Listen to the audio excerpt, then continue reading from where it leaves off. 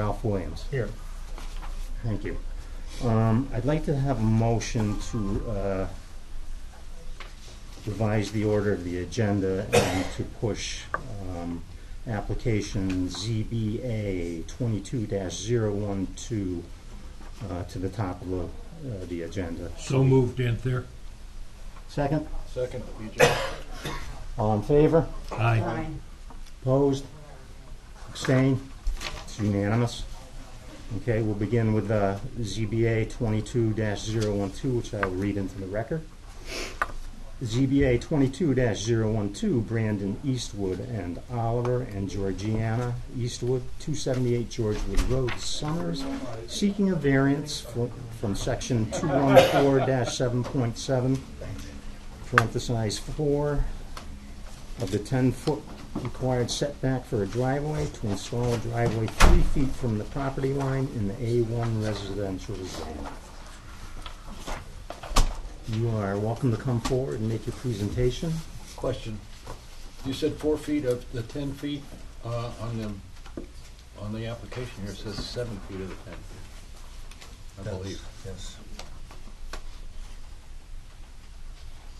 Okay, let's see. You said 4. I just. No. Install a driveway 3 feet from the property line. Okay. No. Okay. 7.7, section 4. No, but I'm saying that it's a variance of 7 and 10 foot driveway. Yeah, that would be 3 feet in the property line. No, if you're doing the math,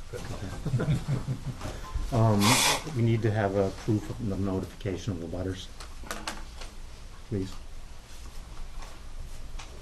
Okay.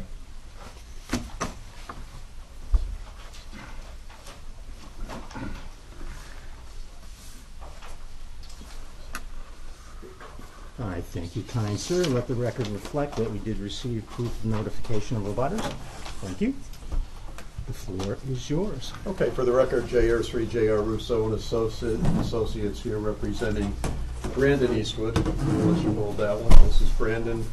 He is the applicant. His father is also here, and his grandfather, Oliver, who is the property owner, is also here.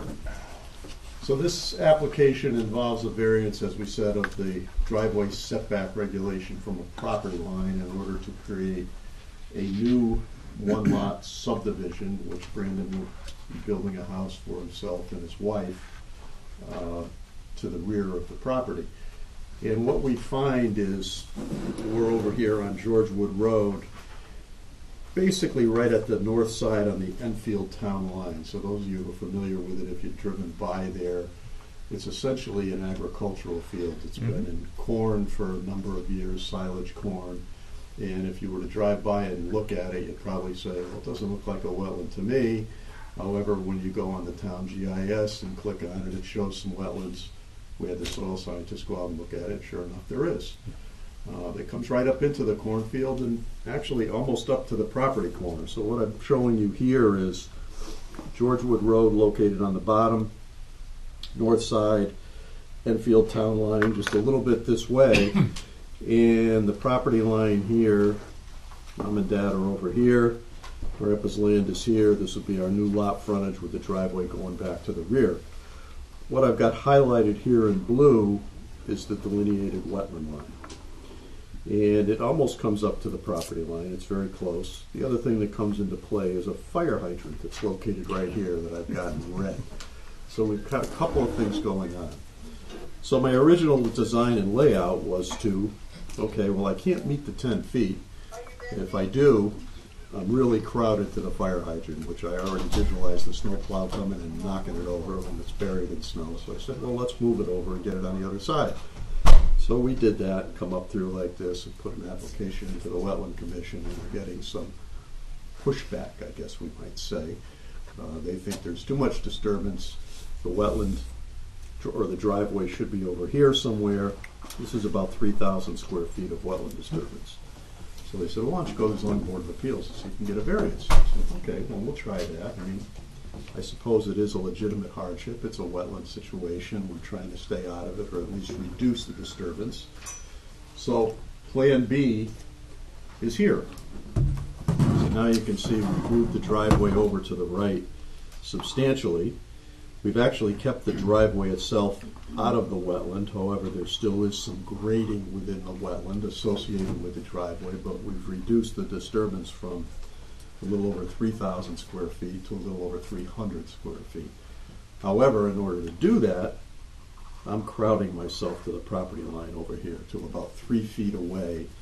And again, trying to give myself a little bit of distance here. I got about 5 feet to the fire hydrant, which is a little tight. I'd like a little more. I still visualize a major snowstorm and somebody coming and punching the end of the driveway out and the fire hydrant goes with it. But that's about the best we really can do and try and fit the thing in there, which would obviously require the variance of your regulation because we can't meet the 10-foot setback.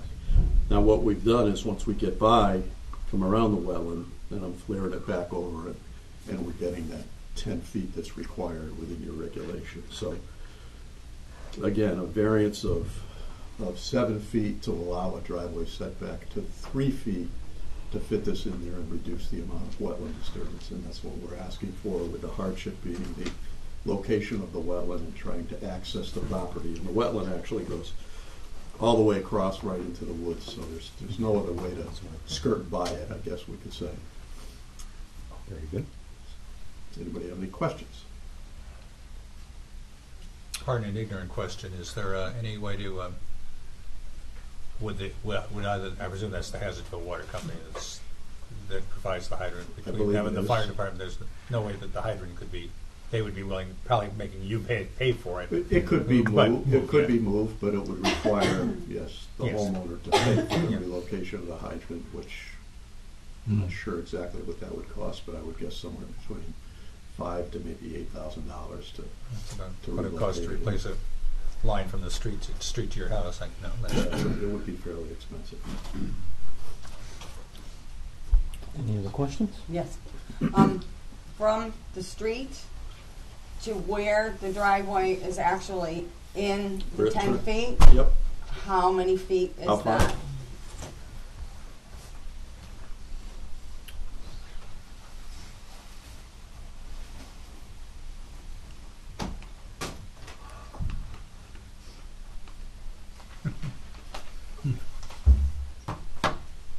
From the edge of the pavement, well, actually, we should be going from the property line because that's what your regulation says.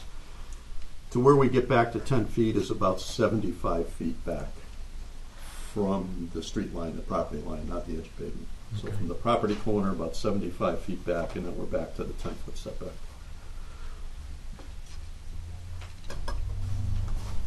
One other question: how far distant from the property line is the existing house on the parents' property?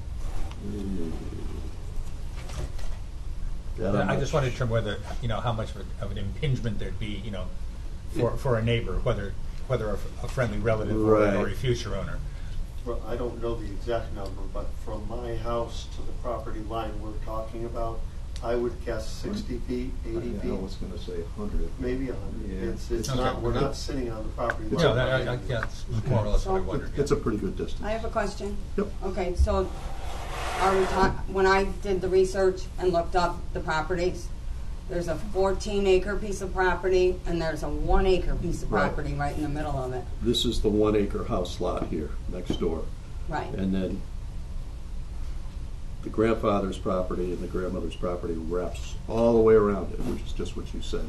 Right. This new lot will come out over on this side to the left of mom and dad's house and come out here with an access driveway here. But in the meantime, somebody lives in a house in between that driveway and the grandparents' house, Yep. correct? Yep, right here.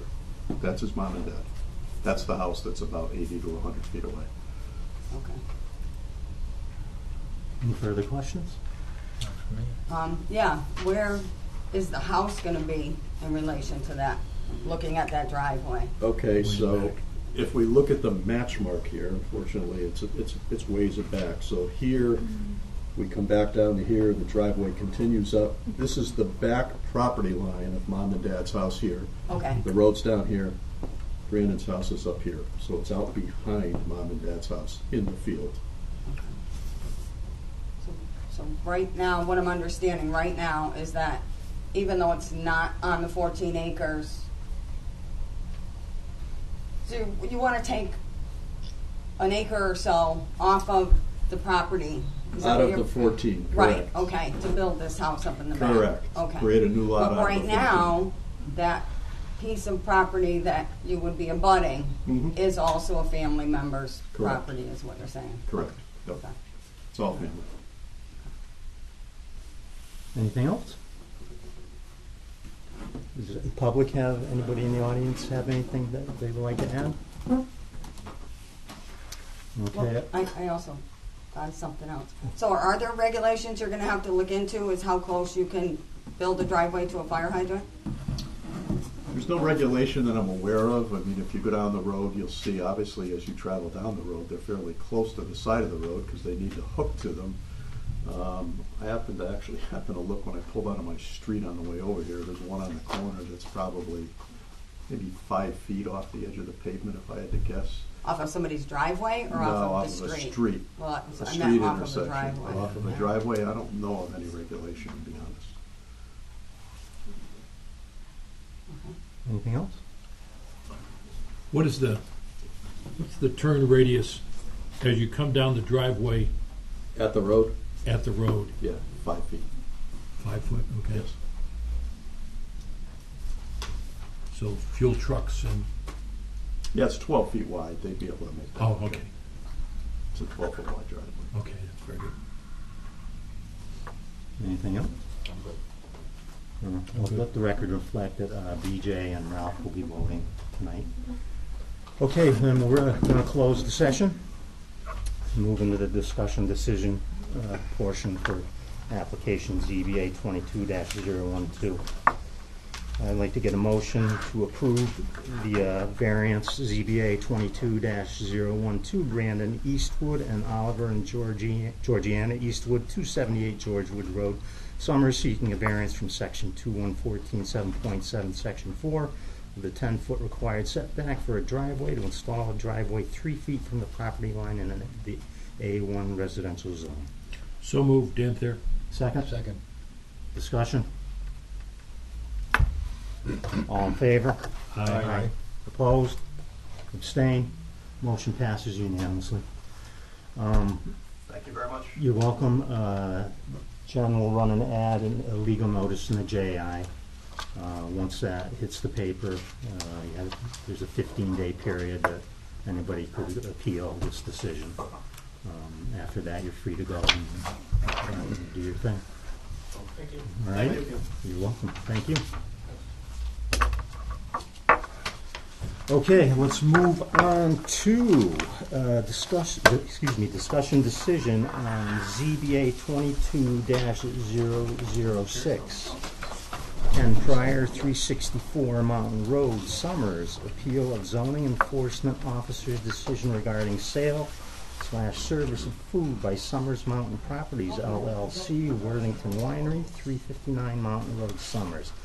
Now, we have closed discussion on this one, so there won't be any opportunity for the audience to participate in this particular section. There will be for the others. So, may I have a motion to approve the appeal?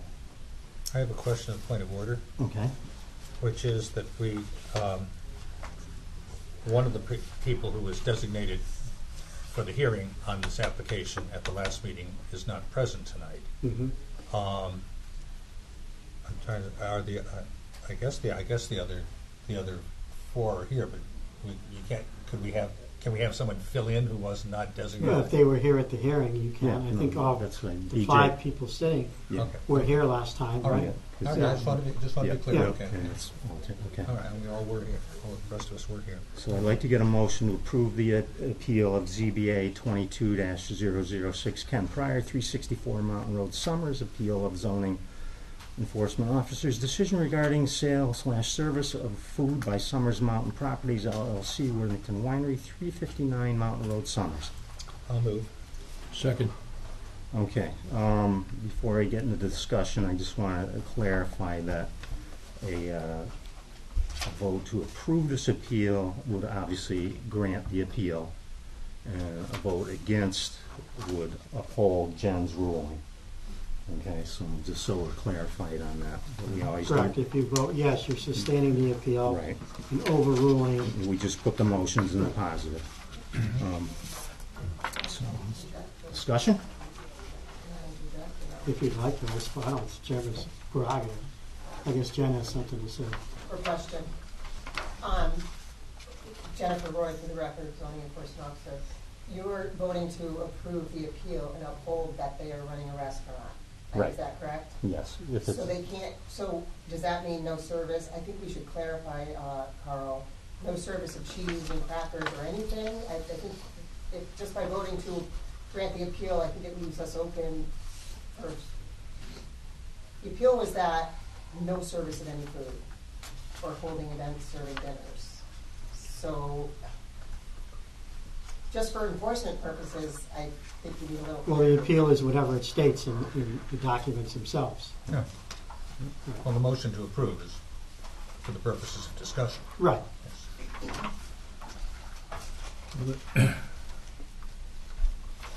And just another point of order, so your decision is to uphold the issuance of the cease and desist or overturn it? There's no middle ground Right. here. Right. You Yeah. can't place conditions on it. You can't order the zoning enforcement officer to do something or not do something. It's just no, a straight. it's a Yeah. up or down. And just so that the audience is also aware, it does take a 4-vote majority with appeals and Correct. variances. So, Could I Yeah. have a point of order? yes. There hasn't been a cease and desist on this issue. It would be upholding the decision of the CEO. Oh, I'm sorry. Not upholding the cease and desist. I just wanted Correct. to make sure you were clear on that. No, I'm sorry, we're closed. I'm sorry. She just wants you to speak louder. What's that? Yeah, I guess some people in the audience would like you to speak louder. Okay, I'm sorry. Yeah, I can do that. Sorry. So, discussion? Go ahead, Don. I didn't see where there was an operation of a restaurant. There was some food service, which we were told was permitted. But I don't see a reason to reverse Jen's decision. I concur. I also concur. Any further So discussion? Jen's decision was to allow them to continue charcuterie board or heated catered food that wasn't prepared on the premises. Correct. Effectively, but for stipulating, we're simply deciding whether or not to approve the appeal. And we're not getting into the weeds. But if you're approving the appeal, that means, Jennifer Roy, for the record, if you approve the appeal, that means you think they are running a restaurant. Am I correct, Carl? The appeal is Correct. that. Right. Yes, that they're operating a restaurant there. So by And declining, by not voting to support the appeal, we are saying that they can continue with snacks and hors d'oeuvres, for We're- lack of a Correct. better term. If you vote yay, you are supporting Attorney Schobel. And if you vote nay, you are supporting the decision of Jen. Yeah. We're being asked to do three things. First being reverse the zoning enforcement officer's decision. 2, find that Summers Mountain Properties and/or its agent and/or its tenant is operating an unpermitted restaurant in a residential zone. And 3, instruct the zoning enforcement officer to immediately issue a notice of violation and/or a cease and desist order to Summers Mountain Properties. So first So- off, let's start with number 3. You have no authority to tell the zoning enforcement officer Yeah. to issue any orders. Right. So take that off the board. Right. But notwithstanding that, if you vote in favor of the applicant on number 1, you're essentially saying, yes, you are running a restaurant and you're not allowed to do that. So number 1 and 2 are sort of, sort of implicit. Number 2 is implicit in the ruling on number 1. But number 3 is outside the bounds of your jurisdiction. Any further discussion?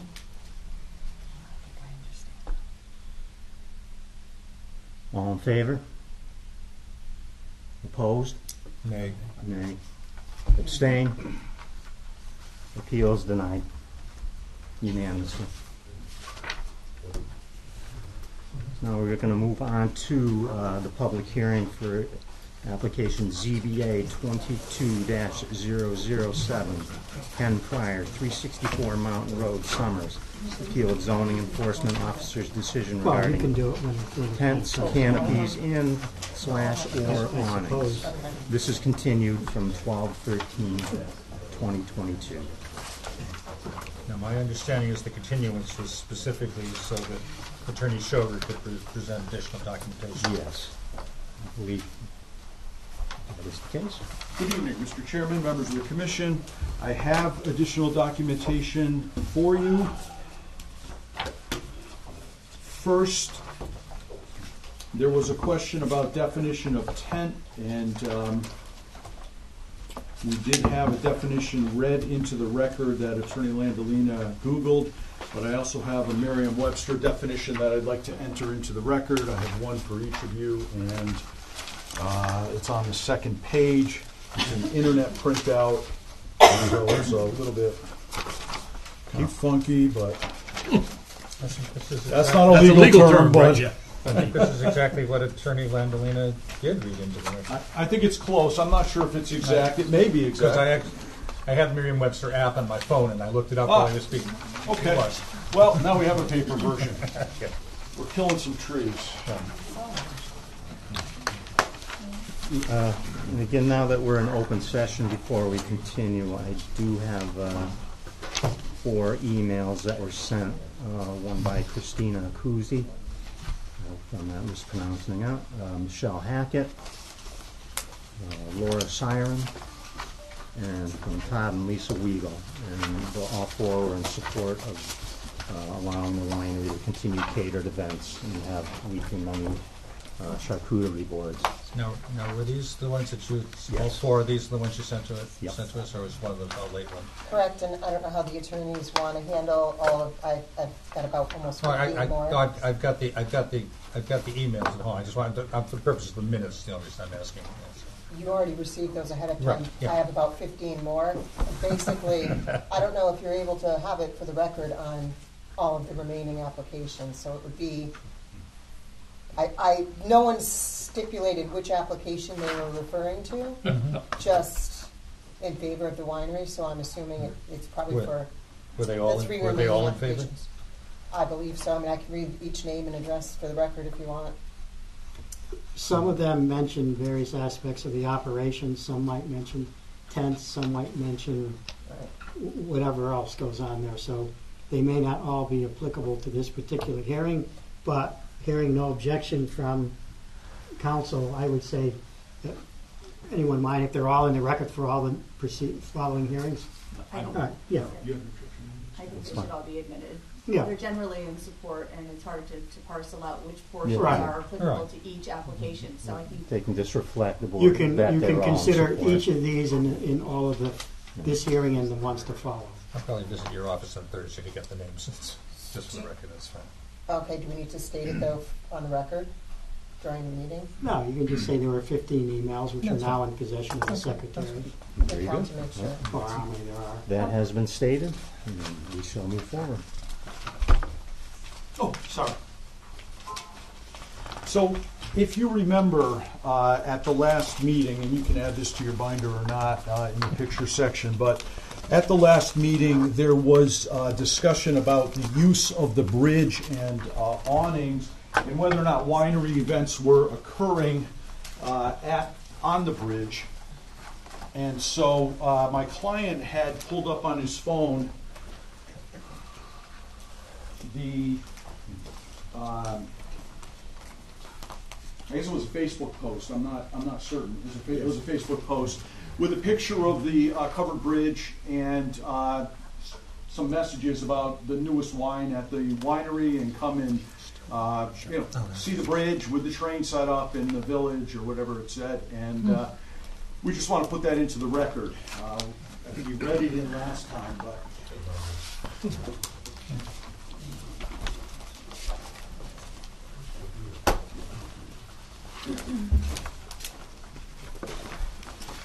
And then there was a question, so I have a portion of a transcript, and this transcript is of this portion, it's just one page along with a cover sheet, is of last month's meeting where there was discussion regarding what was said at the special use permit approval hearing for the winery, and whether or not there was a discussion about tents and or canopies. And so this should refresh your recollection of the exchange.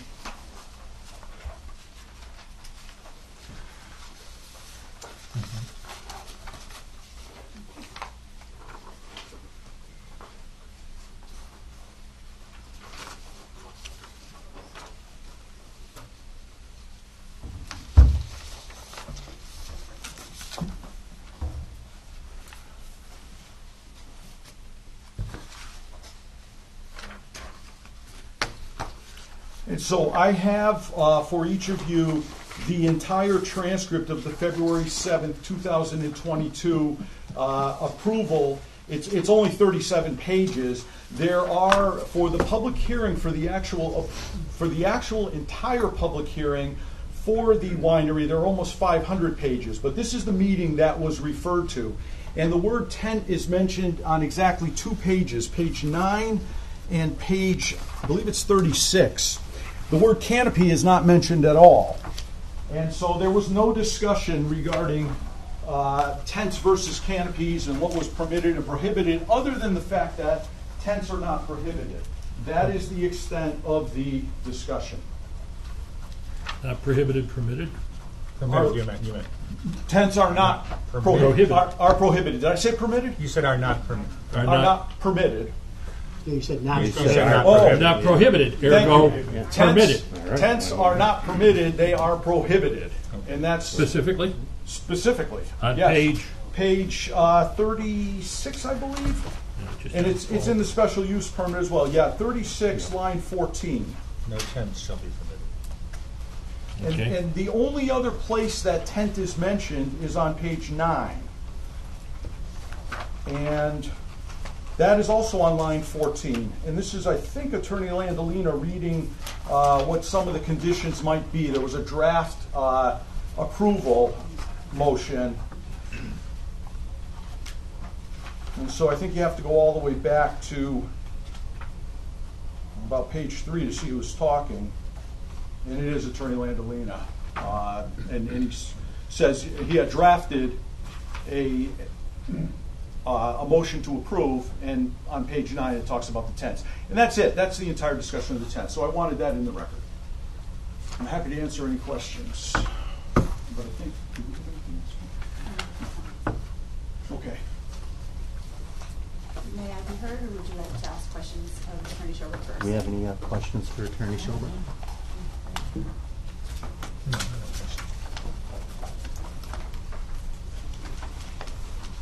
You're up, Attorney Fanning again.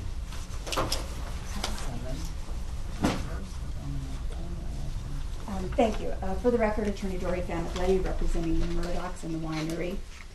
And I appreciate the documents that were shared, but I want to remind you that the question here isn't whether or not the bridge is used for the winery, as shown and purportedly to be shown in that picture. The question really before us is whether or not the canopies on the end of the bridge or the sun umbrellas are required to have a permit. The complaint was that there were unpermitted structures, canopies, and tents, and the purported ruling, I guess, of the ZEO, which I'm not sure there was a definitive decision or ruling, was that they weren't required to have a permit. Now, the transcripts that were just given to you of the final night of deliberations, what's the date of that, George? February 7th, is completely out of context. You have to look at the entire record, which, believe me, since last Thursday, I have been combing the entire record of the special permit proceedings. And first of all, the presentation that was made to the Planning and Zoning Commission, the only discussion of tents was having to do with an event tent that was proposed to be set up seasonally and to house a portable tasting bar so they could have additional tastings out there. Initially, it was shown on the site plan to be, I want to say, about 3,200 square feet.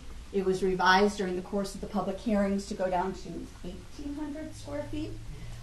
Ultimately, and that's the only tent that was ever discussed, an event tent, a big event tent, to have additional tasting room capacity. When the hearing was closed and there were deliberations, not just on the 7th, there was a date prior to that. January 19th. Was that January 19th? And what I have, there it is. January 18th.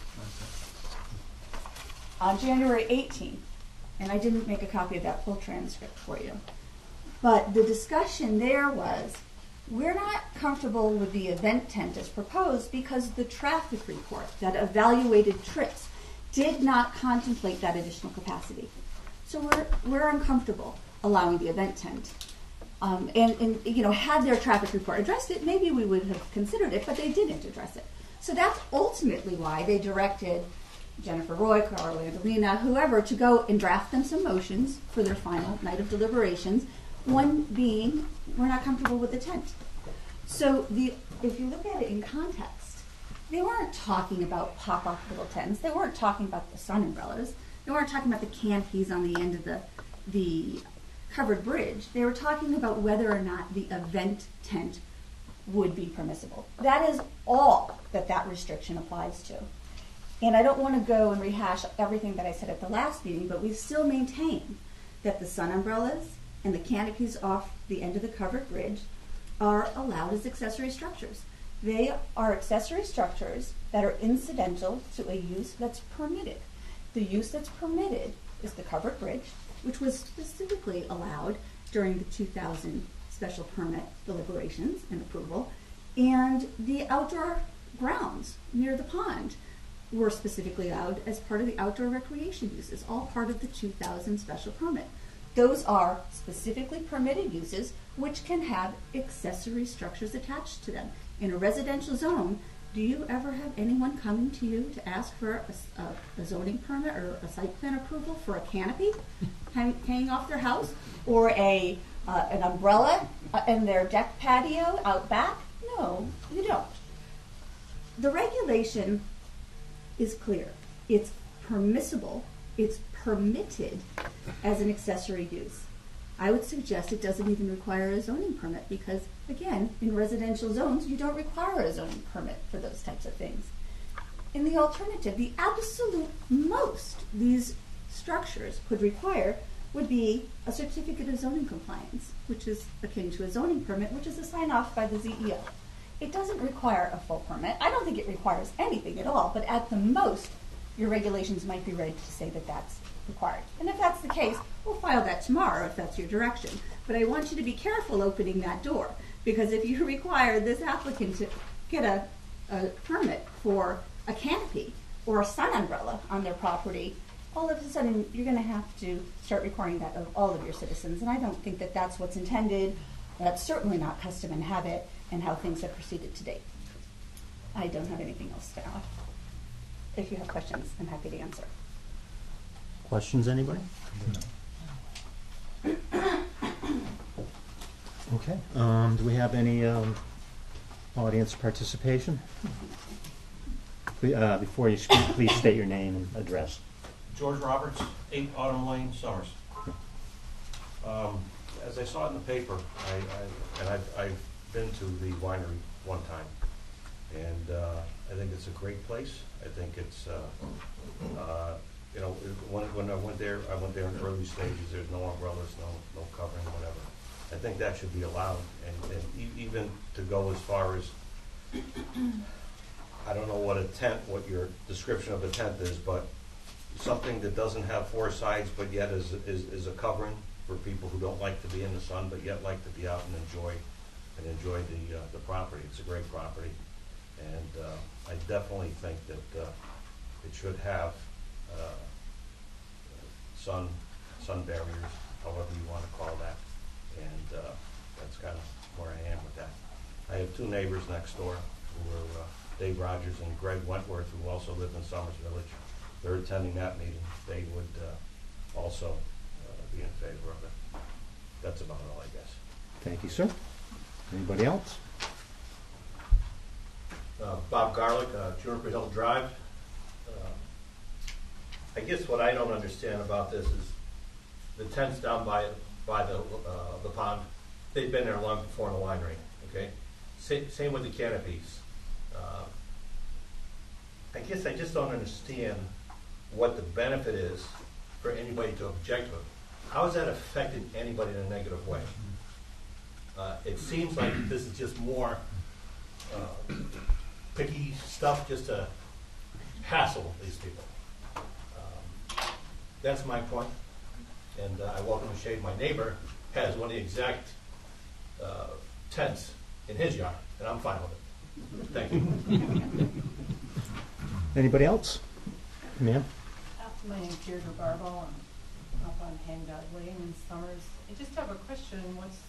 Where you have a covered bridge, and your property is lovely. The Worthington Pond is beautiful. It's nice to have that in Summers. And I've seen a covered bridge. What's the purpose of the awnings or the coverings that you're putting up if there's a covered bridge? I'm sorry, the awnings All off these the end of structures that we're the end talking of the about. covered bridge, or Yeah. the sun umbrellas down by the water I guess all of them. to shade, just to shade people who might be in that vicinity from the sun. And they're not up all the time. They're only up, obviously. They're not up now. They're only up when the sun's out. So people who are sitting down by the water, if you've been on the property, there's two stands there for the umbrellas. They'll put those up in the summer so that somebody can sit by the water and not be in the open sun. And it just extends the people who might be congregating around the covered bridge. So if people are standing on either end of the covered bridge, they would be out of the sun as well and protected from elements.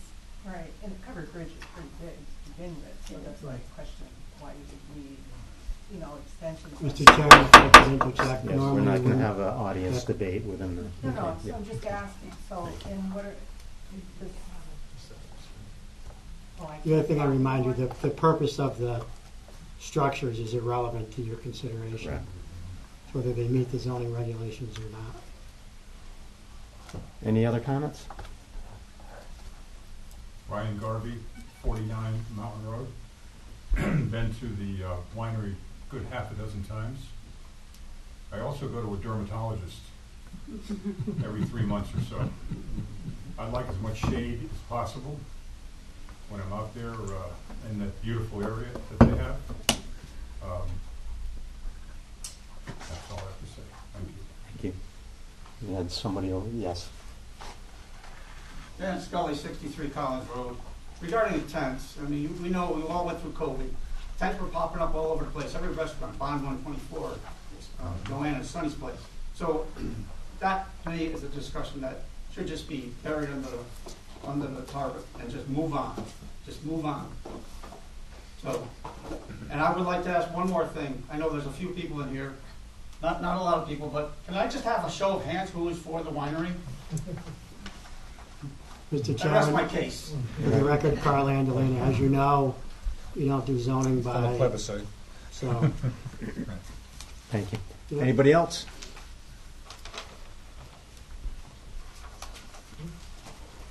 I just wanted to point out again to the commission, what we care about are the regulations. George Schober for the tape. A zoning permit, this is section 9.1, and a zoning permit shall be required from the zoning enforcement officer, whenever a building structure or part thereof will be constructed. This is a structure, we went through that last time. The tents are structures. They should have been on the site plan. It's all through the zoning regulations, and I'm just going to ask this commission to uphold the zoning regulations as I pointed out last time. So whether people like tents or don't like tents, there's a procedure to follow, and the procedure wasn't followed here. They came in for an approval for a special use permit. There were no canopies, there were no tents. Then the commission said tents are prohibited, but even if the commission didn't say that, these needed to be on the application, on the site plan for drainage purposes, for erosion sedimentation control purposes. None of that was done. So these things should not be up there. The canopy should not be up there based on your zoning regulations. And I'm going to ask this commission to uphold your zoning regulations. Thank you.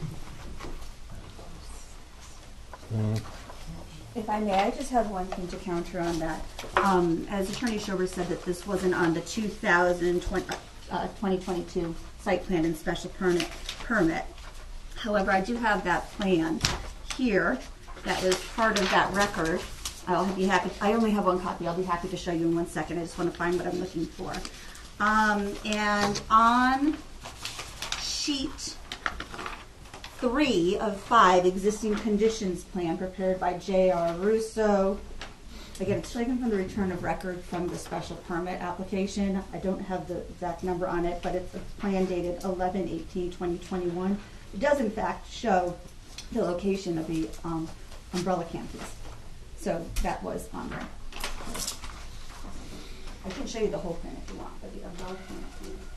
I'm sorry, let me just here and here. Umbrella canopy. I know it's a small print. Got it. I stand corrected. The umbrella canopies are shown.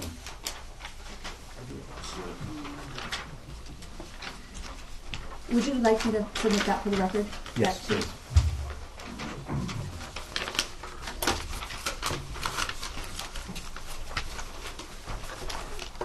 That's all I have.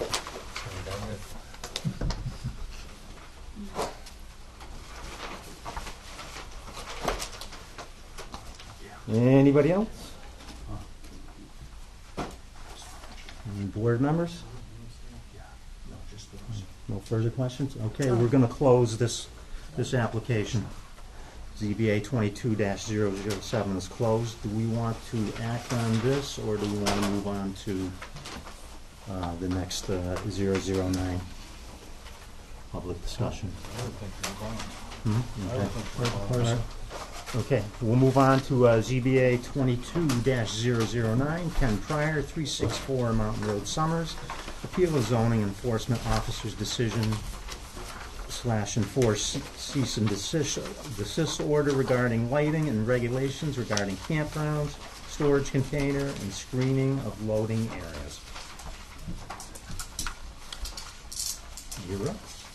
I don't know if I'm up or if there is going to be an objection to these hearings going forward. Oh, well, I was going to allow you to continue, but yes, I would. If you would like me to I don't know state my objections first and have the board rule on that. Well, rather than, because we may actually be withdrawing a couple of these. So maybe I'll start, why don't I start and then see what, so I believe the first appeal, I think there are 4 or 5 listed there, and I believe the first one was the enforcement regarding the lighting. Is that correct? The first one was the failure to enforce the cease and desist order. Regarding the lighting, right? So, and that one, we are withdrawing as Ms. Roy has been enforcing that, and so we will withdraw that appeal. This is 2209. I think it's the first. I think it's 2209, number 1. So attached is a Schedule A listing 5 separate. Item 1 of Schedule A. Correct, yes.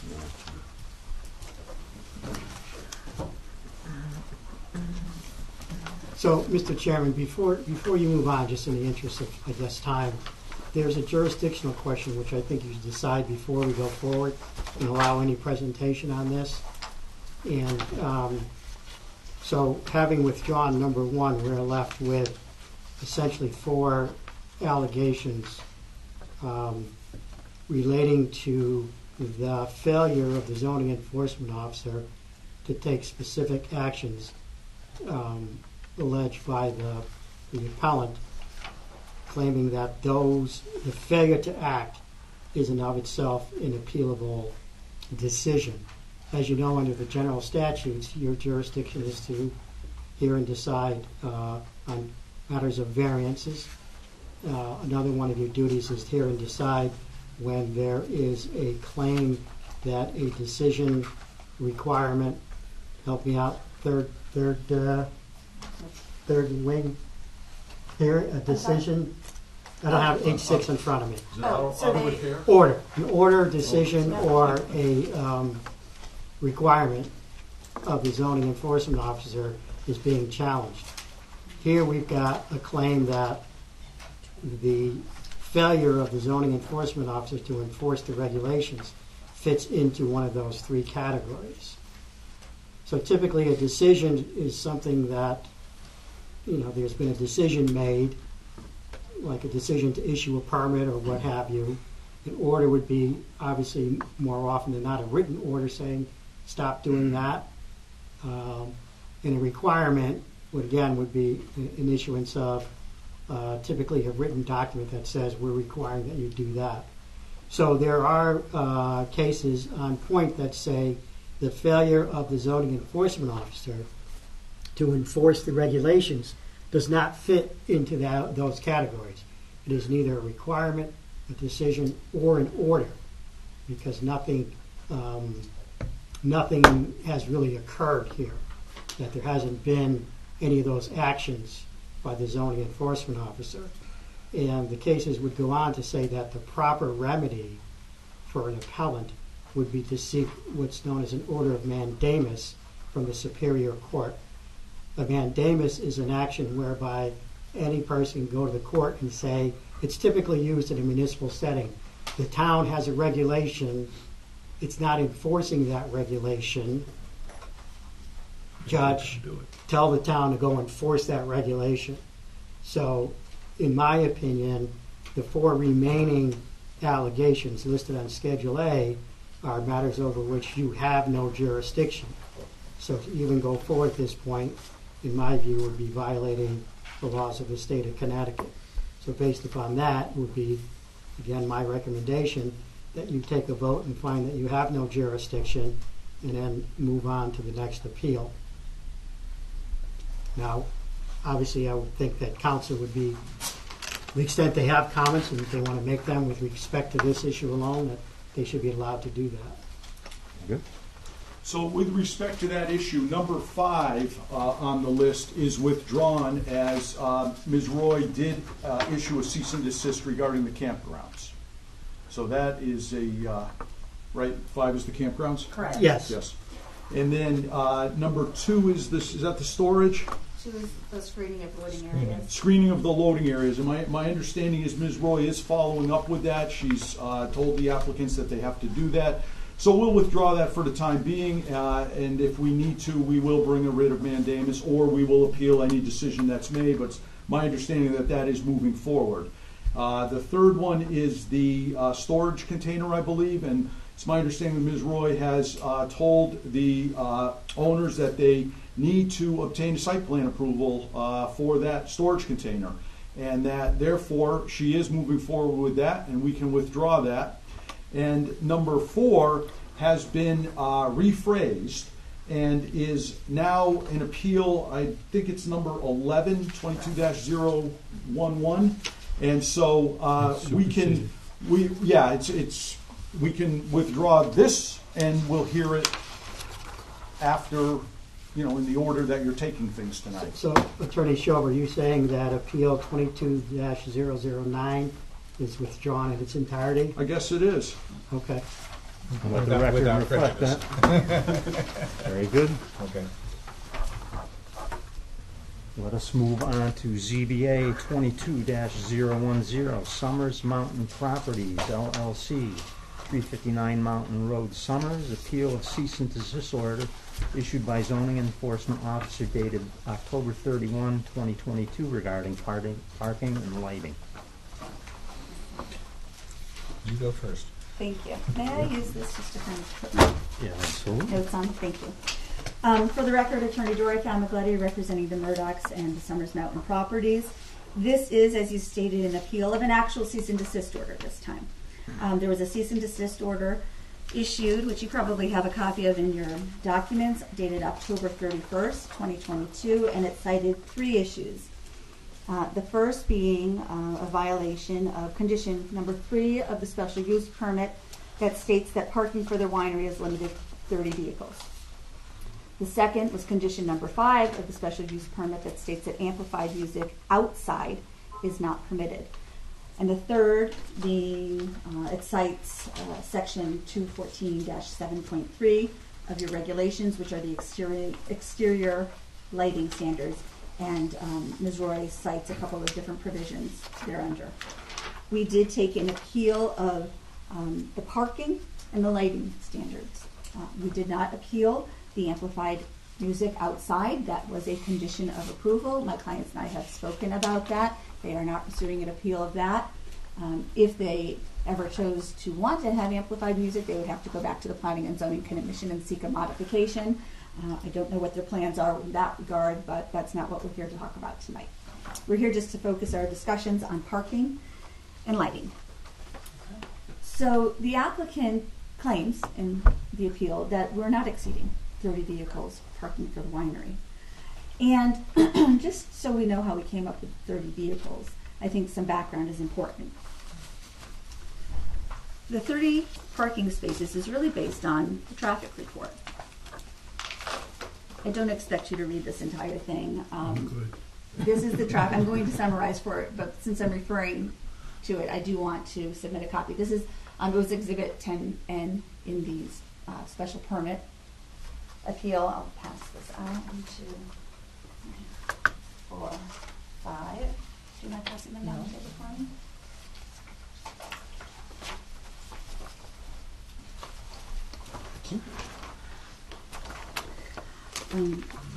So based on the traffic report that was prepared in connection with the special permit application, the traffic engineer stated that 90 trips during the Saturday midday peak hour is the maximum expected operating capacity based on the ITE trip generation manual. The ITE stands for Institute of Transportation Engineers. That's the manual that all traffic engineers use in order to project what the anticipated traffic will be for different type of use. So for a use, which includes a winery, and could have a tasting room, based on the square footage of that is how they come up with the number. And the traffic report cites on page 1 that the tasting room will be within the existing 2,462 square foot building on the property. So using that number and the ITE trip generation, the busiest time the winery would be the midday peak on Saturday, and at that time they expect 90 trips. So then, assuming 3 occupants per car, which is an assumption that comes from your zoning regulations, that would be 30 spaces. I'm just going to give you a copy of section 7.2 of your zoning regulations, which you may be familiar with, but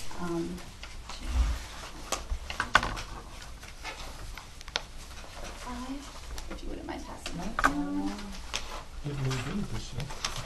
I didn't want George to be the only one handing out papers. So that there is your zoning regulation that deals with parking. I gave away my own copy, but that's fine. So thank you. So if I direct you to section 7.2B4, institutional assembly type uses. Now here, it could fall under one of 2 categories. It could be under use A, theater, assembly hall, or auditorium having fixed seats in restaurants, which is 1 space per 3 seats. Or arguably, it could be under B, churches and other places of public assembly or recreation, 1 space per 6 legal occupants. For purposes of the zoning, the traffic report, they use the 1 per 3, which is more conservative and probably makes more sense. So that's where the 30 came from. Okay, I just want you to have that background. So let me explain why we don't believe that we're exceeding that. During the approval of the 2022 special permit, it was specifically noted that outdoor recreation, which is a separate special permit for the property, remember that was issued in 2000, could be ongoing while the winery tasting room is open. There could be multiple things happening on the property. Someone could go into the winery, they could buy their tasting, have their tasting, buy a bottle of wine, or just a glass. Then they couldn't take, I don't know if they, do you allow them to take the glass? Is that out the patio? Mm-hmm. So you could buy your glass of wine or your bottle of wine. You can go out and have a picnic. You can go sit down by the dock. You can go sit by the covered bridge. You can go take your bottle, put it in your backpack, do a little hiking, and then have your picnic. These things could be happening simultaneously. And the discussion was, you'd still need parking spaces for the outdoor recreants. And when they leave the winery, and they're no longer in the tasting room, they're now there under the outdoor recreation special permit. And so they're not violating the 30 spaces for the winery, because once they leave the building, they're no longer a winery parking spot. They are now recreating. Okay, so it's 30 dedicated spaces for the winery tasting room. I do have, just so you know, we can verify what I'm saying here, I do have a copy of that portion of the transcript. That's the January 18th transcript. I didn't copy the entire thing because it was fairly lengthy. I have the face page, and then I have just a few pages 39 through 42, which was the discussion during deliberations of the commission members about, oh, well, you know, their biggest concern, and I'll explain, it's their biggest concern when you review all of this is, remember under that 2000 permit that allowed outdoor recreation, it wasn't the outdoor recreation component of it, it was the events, because they could also have accessory events such as corporate meetings, weddings, social gatherings, as accessory to that permit. And the commission was thinking, well, you know what, if they have an event going on while, it could be a bigger event, while the winery is open, then what happens with all that parking? Will they have enough parking on site? And they were concerned, we don't want spillover onto Mountain Road. So that was one of the reasons for one of the conditions in the permit, saying that the tasting room couldn't be open for serving wine when there's an outdoor event being held under the outdoor recreation permit. So that was one of the bases. So this all appears in 11G, Exhibit 11G of the Planning and Zoning record, and these are the January 18th, 2022 minutes. Minutes of the deliberations. 1, 2, 3, 4, 5. Thank you.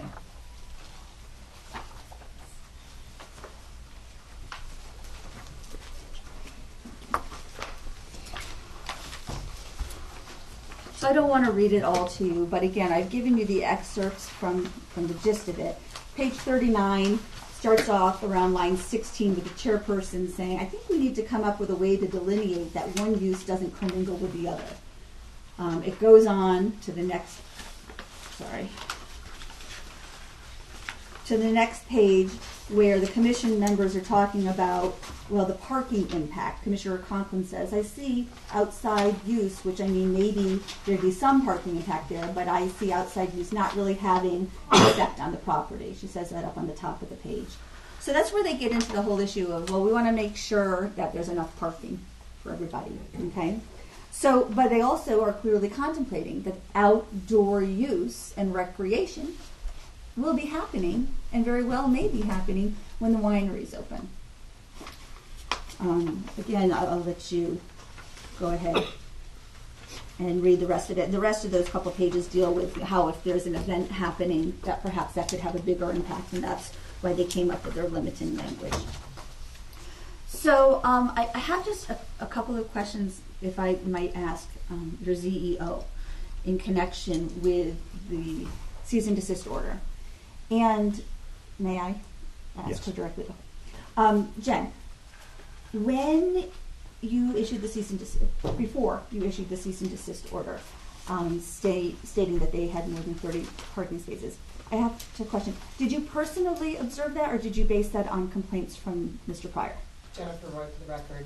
I personally observed it. Okay. Do you recall when you personally observed it? One particular, I visited the winery a few times, and this particular was October 29th, 2022. Was it during the day? Was it in the evening? It was at 5:30 in the evening. Okay. What kind Until of dark. What kind of day was it? Was it a seasonal day? I mean, could people be outside? Was it raining? Was it cold? I can't really judge that. It was October. It was nice out. Did you happen to notice if there were other people outside on the grounds at the time you noticed these cars there? I did. They were all sitting around listening to the amplified music outside. So they were outside. Okay. So they were outside, though. Sitting in chairs, listening to the music. Okay. Drinking wine, eating food. So if they were sitting outside, having their picnic with music, again, Now we're outside of the tasting room. And that's something that could happen under the outdoor recreation permit. The grounds are beautiful for sitting and having a picnic, bringing your basket of food, or maybe they went inside and bought the charcuterie, which is now something we know is allowable, and bought their bottle of wine and brought it outside and said, hey, let's listen to this guy playing, unfortunately amplified music, but moving forward will be acoustic music. So they are outside, they are recreating on property that's perfectly permitted for recreation. And I'm assuming, Jen, I'm on last question, maybe this is a nonsense question, but I have to ask it. Did you investigate if the cars belong to the people inside the winery or outside the winery? I can't really answer that, Tori. I'm not a police officer, so I didn't investigate. Well, I wasn't sure if you questioned anybody. Absolutely not. I would not question patrons. So, I can't. Go ahead. I mean, I just had one other thing to point out about the parking, but when you're finished. Okay. Well, so my point is, it is a little muddy.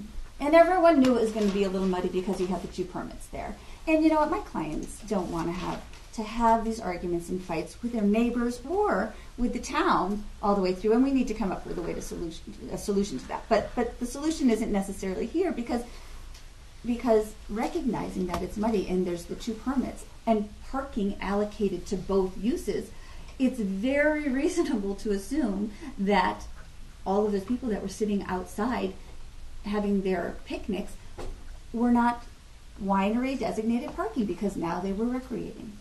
And so we maintain that 30 cars for the winery is not being violated.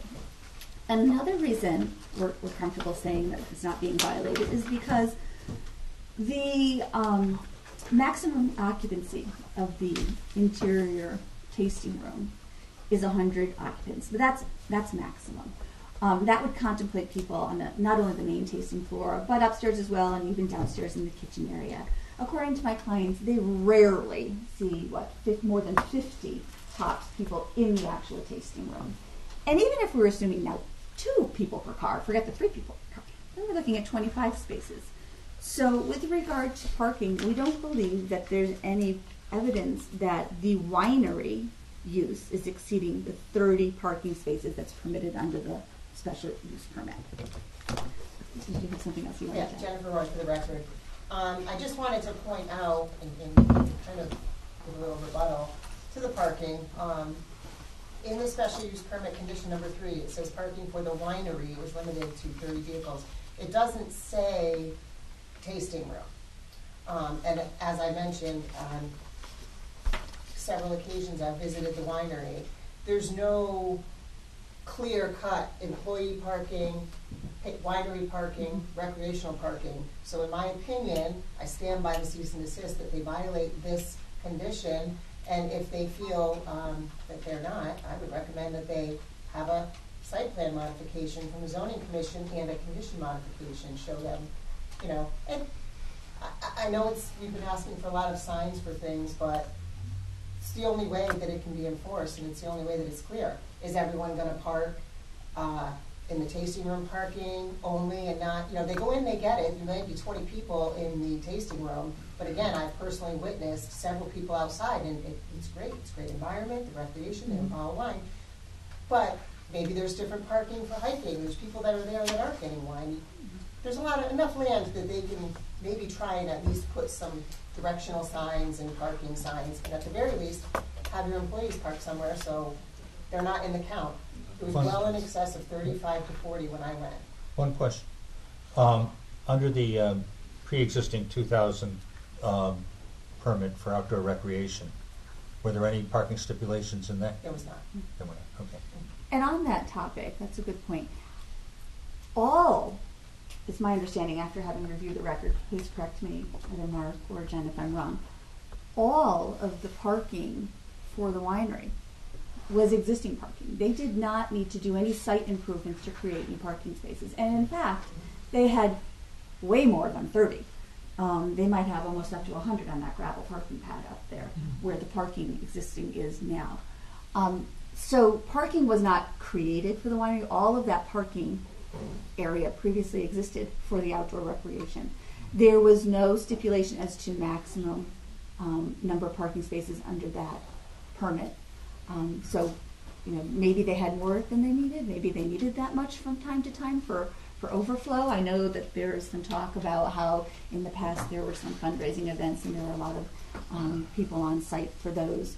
But it is a good point that there was no limit on parking for the outdoor recreation, so you can have as many cars as you want up there for people who are hiking, picnicking. And I would still say that even if they're picnicking with a bottle of wine from the winery, once they're outside, they could have bought that bottle of wine anywhere.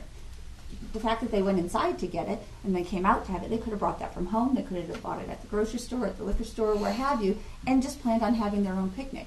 But that picnicking is one of the very specific uses that was contemplated under the 2000 outdoor recreation permit. So there is an overlap.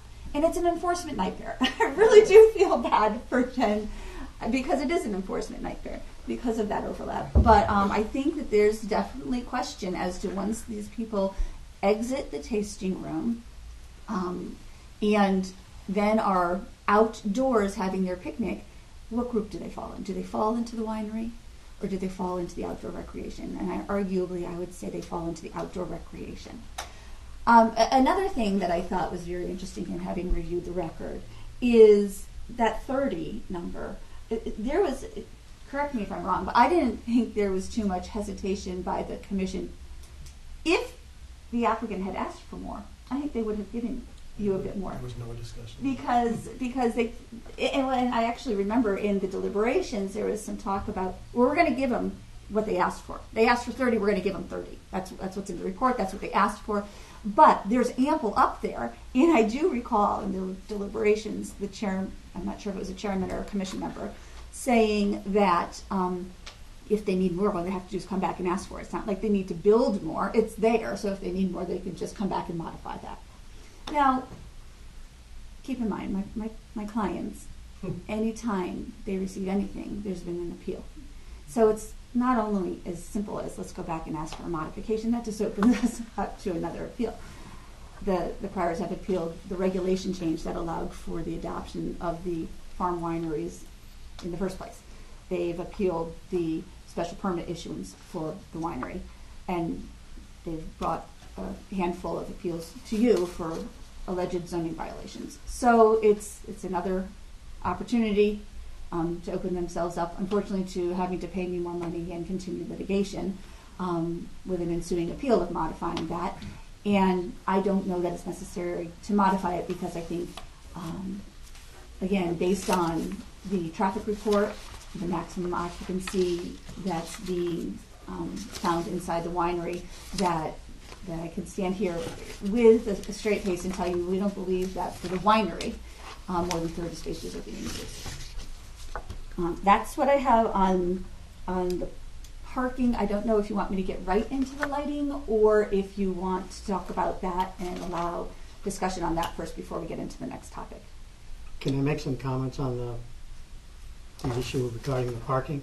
Yes. So I assume, Jen, are you making this as part of the Yes, record? please. Okay. A special use permit. So you can take administrative notice because you have it in one of the other files, but she's officially making that part of the record. 2022. Want to pass that to her?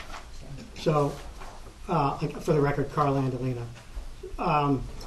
So, just by way of historical information, I'm not advocating a position, just so I'm trying to make the record full and complete.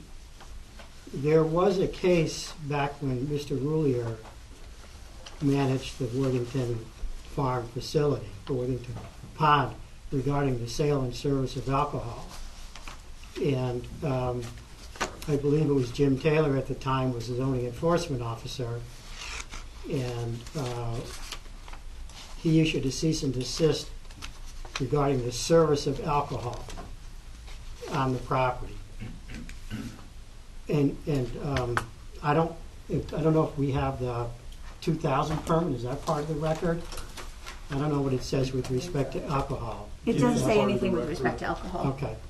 So the judge said to us, since your regulations don't talk about service of alcohol, only the sale of alcohol, you can't prohibit the service of alcohol at this property because anyone can serve alcohol in your backyard to your guests, your so on and so forth.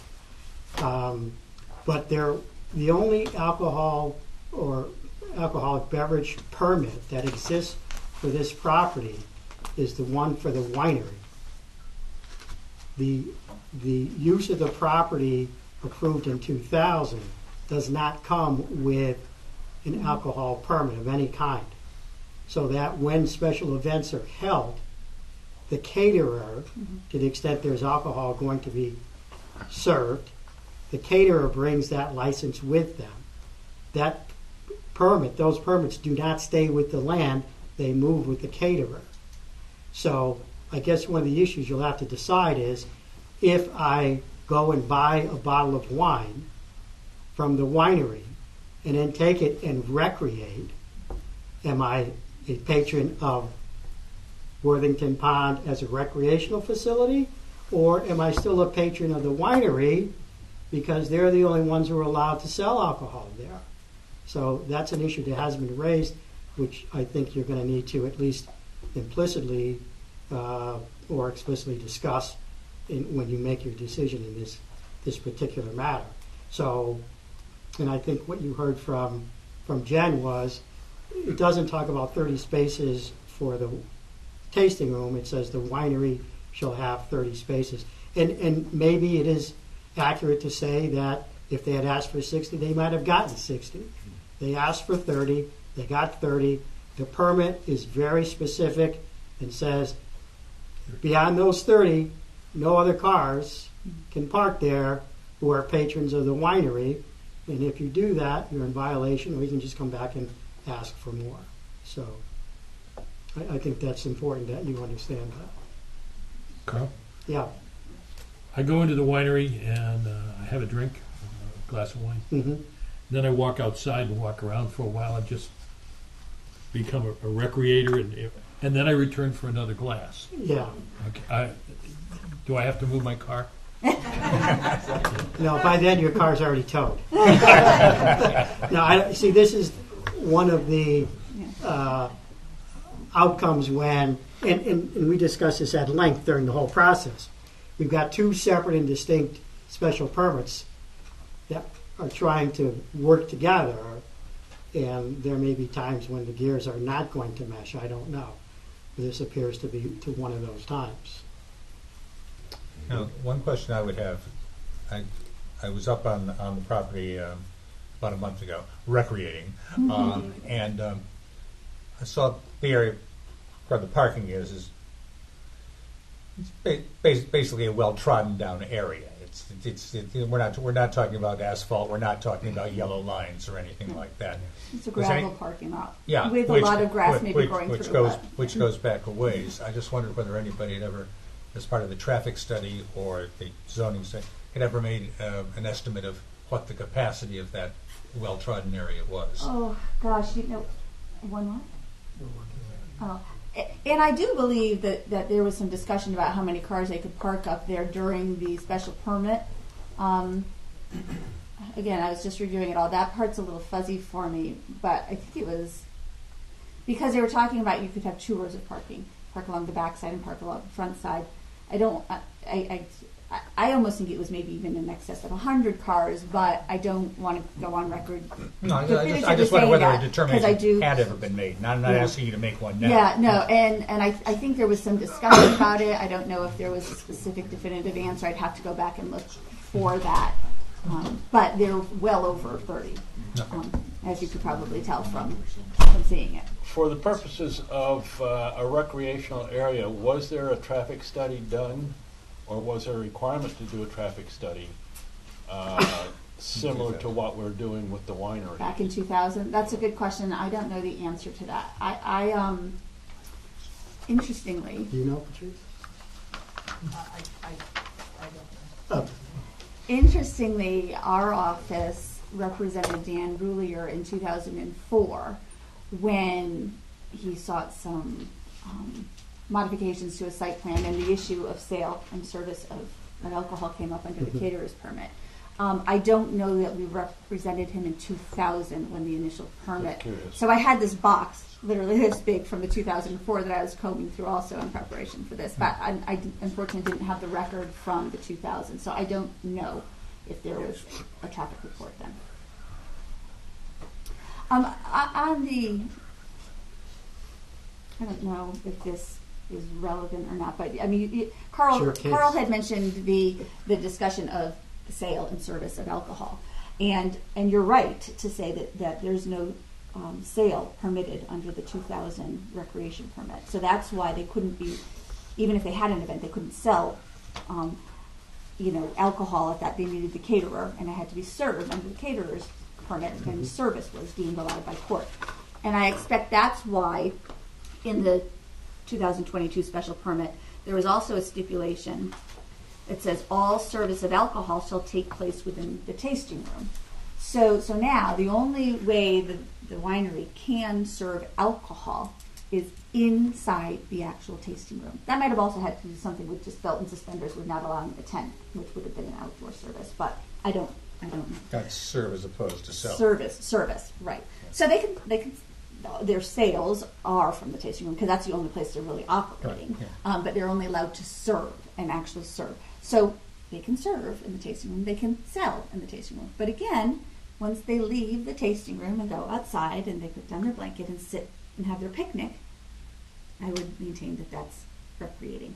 And when they do a pairing session or something like that, that's under the caterer's permit and not this permit? Well, we'll get into that a little bit when we get to the appeal about the special event, the wine pairing No, dinner. you're right, but you're right. yes, You're going far. yes. I'm sorry. There is a caterer in that instance, and the caterer's preparing the food. But I think they're using their. Are you using your wine? Well, obviously you're using your wine for the dinner. Yeah.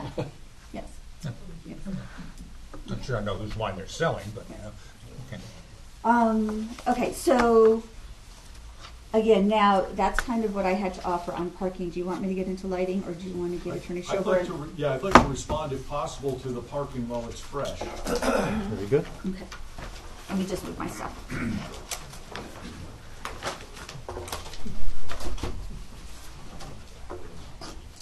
Just move those, Erica. So first, I'm going to ask that the public hearing for this be kept open, this appeal of the parking be kept open, because there is a 76 or so page transcript of that January 18th meeting, and there is other talk about parking and how it was determined how many parking spaces the applicant received. And it wasn't just based on the traffic, and she wasn't an engineer, she was a traffic consultant. She worked for an engineering firm, but she was not an engineer. But be that as it may, the traffic report, I think, certainly played a part in that it did not take into account any other use of the facility other than the tasting room for the winery. But the reason there are 30 spaces, and it's loud and clear in that transcript, is that's what was put on the plan by Jay Ursery from J.R. Russo. There are 30 spaces located, and in fact, during that meeting, it was either that meeting, actually it may even be in the transcript I gave you tonight, but Jen Roy makes the comment that she counted the 30 spaces because there was discussion about whether or not it looked like more than that. They certainly could have more than that. And in fact, they can have more than that based on the space, but not based on what was approved. And so I think it's really stretching it, and it wasn't what the commission intended when you say, when you step out of the tasting room, you are now recreating, and when you step back in, you're now at the winery. When you're sitting outside, listening to music with your bottle of wine, you're at the winery. You're not recreating. Yeah, okay, if I go to the Meadows and I'm drinking beers and listening to a concert, then maybe I'm recreating, I don't know. But this is a winery usage, and 30 spaces were what were permitted. And so my client has a picture that he took, correct? Yes. And what was the date of this picture, Ken? That was Saturday, November 5th. Okay, and to your knowledge, this was there was no special event going on. It was traffic in and out all day? Yes, they had the open sign, the flag out, and the post out front, and looked to be all winery. Okay, and cars were coming in throughout the day? Yes. And so you actually counted the cars here and put numbers on them, correct? Mhm. And how many vehicles did you come up with? 61 plus a motorcycle. Okay, so we want to offer that into the record. So what's going on here is they're violating their special use permit, and Ms. Roy did her job, which was to issue them a cease and desist and say, you can't do this. And Attorney Famiglietti is correct. They can come back, and while they're doing it, they could come back and get their special use permit for their awnings on the covered bridge, and they could get their parking lot, and maybe this time they could comply with some of the regulations when they actually do what they're supposed to do with the parking, which is that's supposed to be landscaped.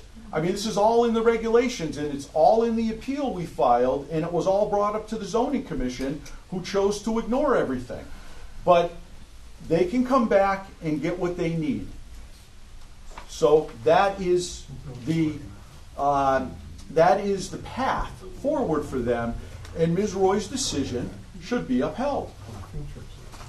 But I would like to submit more from that transcript of January 18th, so I would ask that it be kept open so that I can do that, to put in the record what needs to be put in. Thank you.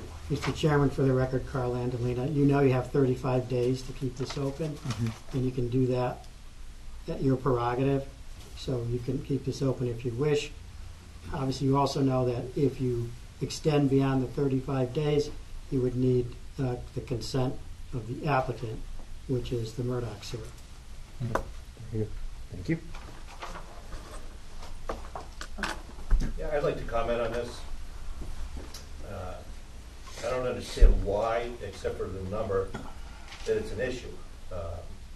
In driving up there, I would say probably 80 or 90% of people going to the winery are going up Mountain Road. Do most people agree with that? Yeah. Okay. Ken Pryor's house is a couple of 100 yards past the entrance. So I really don't understand that. And the other thing I want to also say... Excuse me, Mr. No, Chairman. yeah, no. That's, the also thing I want to say is... all right, let's keep it to the subject at hand. Bob, we do need to keep it at the subject at hand. I understand what you're saying, but we're talking about the regulations and the permit. We have to stick to there. Should we park on Mountain Road where there aren't any do not park signs? Those are my points. George Roberts, 8 Autumn Lane, Summers.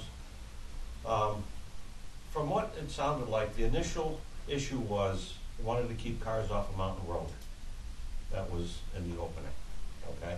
So if you can keep cars off of Mountain Road and you can safely put, without having a crash fest, 70, 80 cars, whatever it's determined, they should be able to put that at the winery.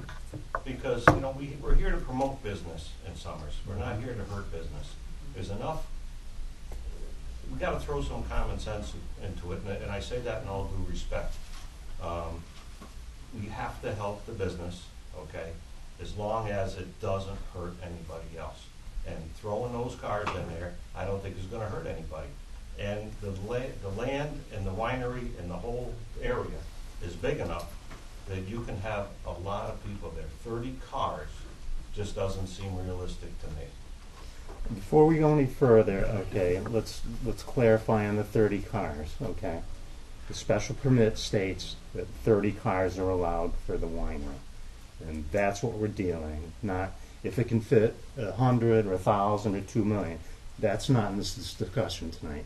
We're here, we have to go by what the permit says and the appeal that's related to it. So I don't. Well, the point that the I understand, but we're just we can't. Here makes sense. Yeah, I agree. Yeah, agree, disagree. There are two different we have sections. to follow. We have to go by what the regulation. There's a permit. That's what it says. We have to. Ultimately, we have to say whether the ZEO was handling the regulations. We can't get into discussions about whether appropriateness. Yeah.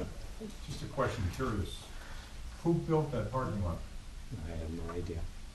think Well, Bill, whoever built it for a lot more than 30 cars. I understand, and that is a, And if the all winery right, didn't build it, we gotta keep it on the 30 cars. I understand what you all are saying, but we just can't. That's not the issue for us tonight. We don't make that decision. I was just We aren't the curious. zoning board. Okay? Does that photo of the 61 cars and one motorcycle distinguish who's there for the winery and who's there for the rest of the property? Can you state your name and address for the record, please? My crystal ball's a little foggy tonight, so that one I can't answer you. To be Well, honest. it's been submitted as, verification as exceeding 30 cars. It's no way you can designate that. Exactly. That's, I think we're all struggling with that, so, but that's one of the issues. Can I make a comment? The gentleman that asked who built the parking lot, Yes. I have this picture that was taken, and I don't think anybody built it. It's just parking on dirt, and it's not an assigned space parking lot, just so you know. I've never been there before, but I just saw the picture, so I'd let you know. Yeah, I've been up in that Dan area. really Alright. cleared that, you have to go for that purpose. Let's I just move on, wanted to please. Does answer anybody- your question, sir. Yes, thank you. Let's keep it to the issue at hand, please. So the issue is the 30 parking spaces, okay? Obviously, there's room for more, okay? If all of a sudden the Murdochs say, hey, we want 60 or 70, just so pieces, is anybody really going to object to that and getting us more business and giving them a break? but this isn't That's the not point the that question. That's why we're here, sir. That's not, that's not our bailiwick, I'm afraid. We have to stick with what, the specific issue that is before us. Thank you. Yes, sir. If I may clarify then, I totally agree that the winery would be 30, and then the recreation would be separate, considered separate. That would be my opinion as they put it. Yes, ma'am. I just want to say when Yeah, I can, name and sorry, address, please. Karen Garvey, 49 Mountain Road. Thank you. When I am there, I see many families there. We have friends that do not drink. They go there for recreation because I've talked to them about the hiking and stuff. I've seen children playing beanbag. So there is a lot of recreation, and I get what you're saying about the parking, but you have to account for those extra people there that are there to enjoy the grounds. They're offering, like if it was cold enough, we'd have ice skating. Those kids aren't going to be in there drinking, I hope not in ice skating, but there is a lot of, it's a beautiful grounds. There's a lot of family, nice activities. I saw a woman doing a baby shower, and women there and little children. So it's not just drinking; it's a lot more than that. Anybody else? Tom Clark, 29 Skyridge Drive. I've been up there many times, right, wrong, or different. And so it's, there are times I've gone up to my dog. I've walked around the dog. I have not gone to the winery at all. I've gone hiking up there in the past.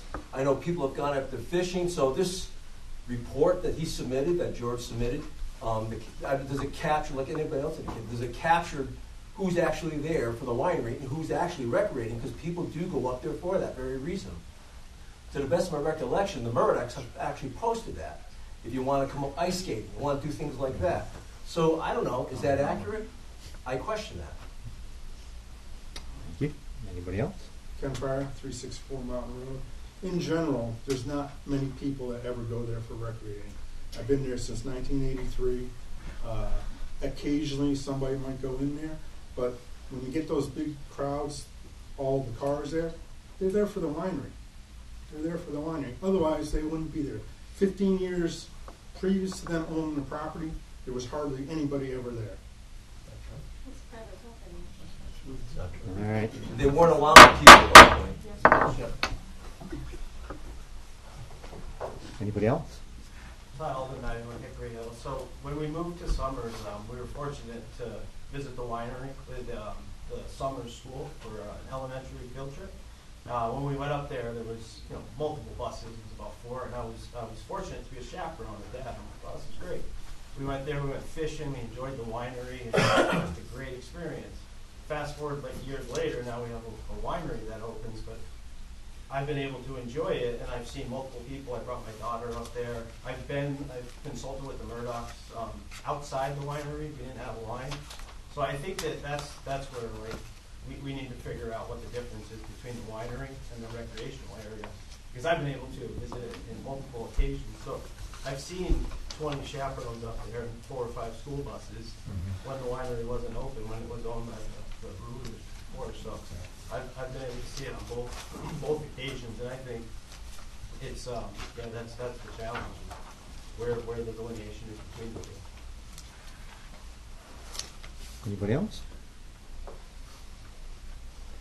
All right, do I have a motion to, I'm sorry, Remember, that was just one portion of Okay, the appeal. yeah. There's the lighting stuff. Okay. Okay.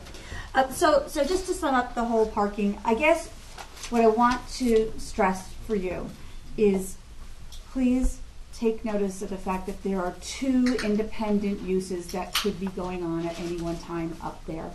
And we do not have any concrete proof to date that more than 30 cars for the winery are using it for the winery purposes, because again, many people when they leave the winery then become outdoor recreants, which is a totally separate use, and there's no restriction on the parking capacity for that. So when you're evaluating this, I just want you to recognize there hasn't been any specific evidence to support the cease and desist that these cars are all there for the winery.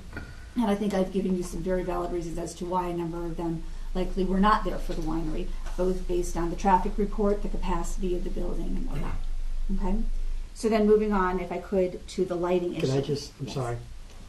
So again, Carl Andolina for the record, just keep in mind that is the applicant's burden to show whether or not there's been a violation or not. There's a presumption that the zoning enforcement officer ruled appropriately, and it's the burden of the applicant to show that ruling was a mistake. So to the extent that there is no evidence one way or the other, again, as your legal advisor, I would say then you must presume that the actions of the zoning enforcement officer were correct. But you can also use your judgment and say, well, by the zoning enforcement officer's own admission, she didn't question whose car was whose, and she also observed them on a day when she also observed a lot of people sitting outside listening to music, which again I would suggest is a recreation activity. They weren't all inside the building buying, drinking, sampling wine. They were outside. Okay, so lighting. The lighting, I almost feel could be potentially resolved. So I'm not sure how much to go into this. We were cited for some lighting violations. There was a cease and desist order. We appealed it, and I'll tell you primarily to give us some time to meet with the zoning enforcement officer on site and get a feel for, what was the exact problem, which lights were the exact problem.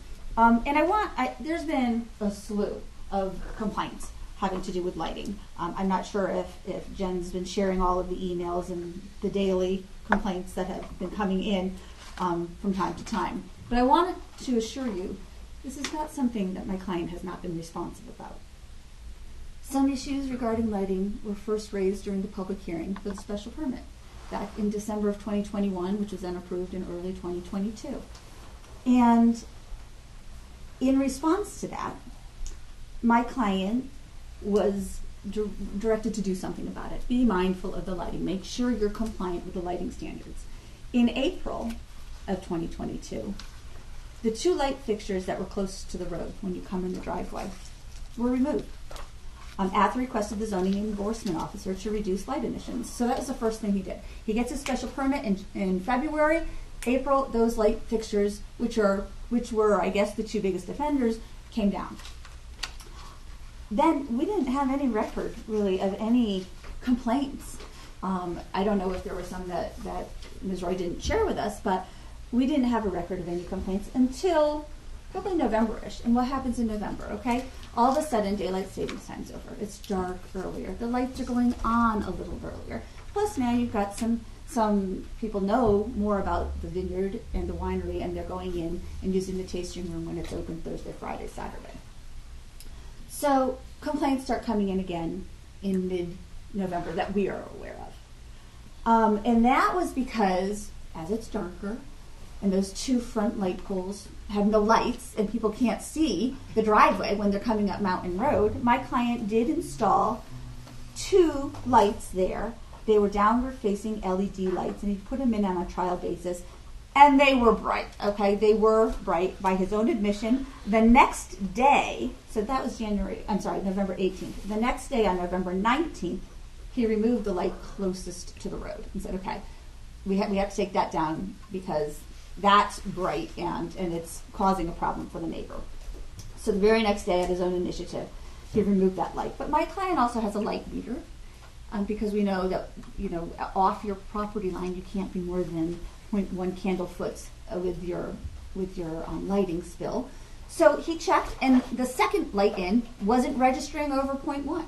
So he says, okay, I need to illuminate my driveway so people can see it and don't pass the entrance and go up to Mr. Plowers' house and turn around and have to come back. We need to make sure people can see this, and it wasn't spilling over beyond what was required in the regulations. There was still some concern by the ZEO, though, because the source of the light wasn't really shielded, so it wasn't a full cutoff light. So even though it wasn't spilling over, it wasn't completely shielded, there was some concern about continued glare. So December 2nd, my client installed some aluminum shields. The aluminum shields was not to that light by the road. It was to the lights and the internal parking lot, the parking area. So the lights that surround, which those lights had been there since Dan Roulier, by the way, and predated my client. My client didn't put all those lights in, but he put a foil shield on the inside of the glass so that the source of the light couldn't be seen off-site across Mountain Road to dim that light up a little bit. And then we actually, on, I want to say, December 8th, we toured the property with the ZEO to say, how have we done? We think we're doing better. We showed her the light shield up around the parking perimeter. She said, well, that's good. It does shield the light. We went off onto the property line that abuts Mountain Road. We had my client's light meter. We took readings. It was less than 0.01 candle foot there. We thought we were doing well. We thought we did better. Complaints still came in. So the complaints came in, and the ZEO did suggest that we put a shield at that lamp pole, the second one in from the road. So she said, put a shield in there so it's a cutoff and we can't see the source of light. So we put that on. Unfortunately, it didn't eliminate the spread as much as we wanted to. There were still some complaints. There were still some concerns by the ZEO. So we removed that light, and it was replaced, and a new light's been installed as of December 29th. And that is a full cutoff. It's street lamp. I'm going to pass out your lighting regulations. 1, 2, 3, 4, 5. Okay. George, you probably have it, but Yeah, we could have saved a tree. I It wouldn't have made my time. Used to be do you want it or no? No. Okay. So if you look at the lighting standards, section 7.3, on the second page there is a table, and it says prohibited and required. And the new light that's there now is, if you look about to the bottom third or so, it says full cutoff street light, and that's basically what it is. My client has taken measurements, and they do not spill over more than 0.01 candle foot beyond the property line. I think with the shields that have been put in the parking perimeter lamps, lights that, again, predated my client, and then the replacement of this with a compliant street light, I think we are compliant now with that portion. But I know that Ms. Roy hasn't had a chance to get out there and verify that. I did ask if she did. She said the first day she went out to check it, I don't believe the winery was open, so the lights weren't on. And these lights they're motion sensitive, right? Or they're on a timer? They're on a timer, so they only go on when the winery is on. It's not like we have the whole place lit up all the time. And then the second night, I think that Jen said that it was too foggy. Was that it? Okay, so it wasn't conducive to doing her inspection and her new light measurements. The town has what's that? You're giving my Oh, I'm sorry. I'm sorry.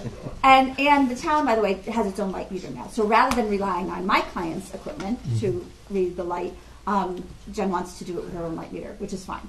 So I think we need to keep this hearing open and continued so that it gives the ZEO an opportunity to go out, do some new measurements, and hopefully verify that we have now satisfied the standards and requirements in the lighting regulations and that we're not in violation. Good. Thank you. Well, Mr. Chairman, for the record, Carl Andolina. So, given that, and again, this is your prerogative, that there have been efforts made post-issuance of the cease and desist order to comply with the regulations, and town staff has not had an opportunity to check, unless Attorney Schober objects, I would suggest that you're going to table this matter anyway, table it for some period of time, and then Ms. Roy can check the status of the lights at this point, and she can either choose to withdraw her cease and desist because they are compliant, or she may decide not to, even if they are compliant, because she could establish that on the date and time when she checked, they were not compliant. So, it's a little bit difficult. There are times when people comply and then they go out of compliance and comply and play like a little cat and game mouse. That's typically not what I suggest is happening here because we're talking about permanent lights, So I don't know if Attorney Schober wants to present evidence contrary to what we've heard or wait until next time if it's not resolved to do it then. I would prefer to proceed tonight with what I have. All right. Very good. All right.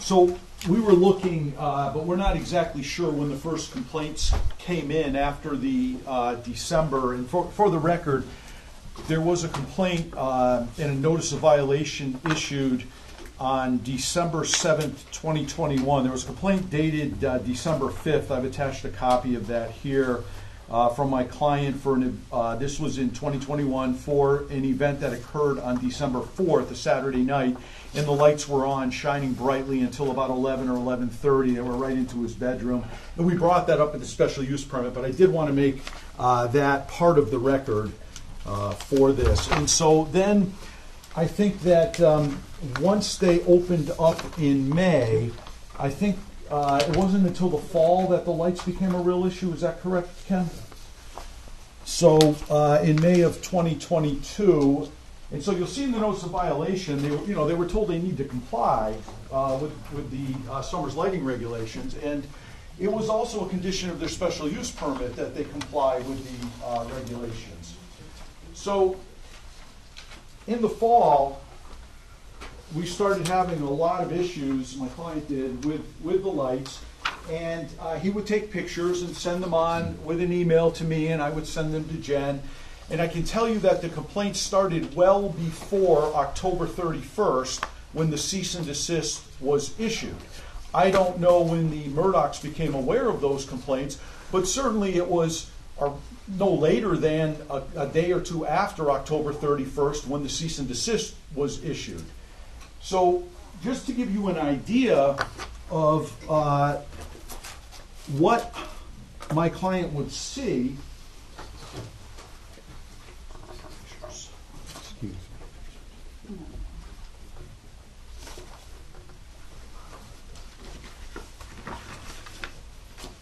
So I'm going to ask.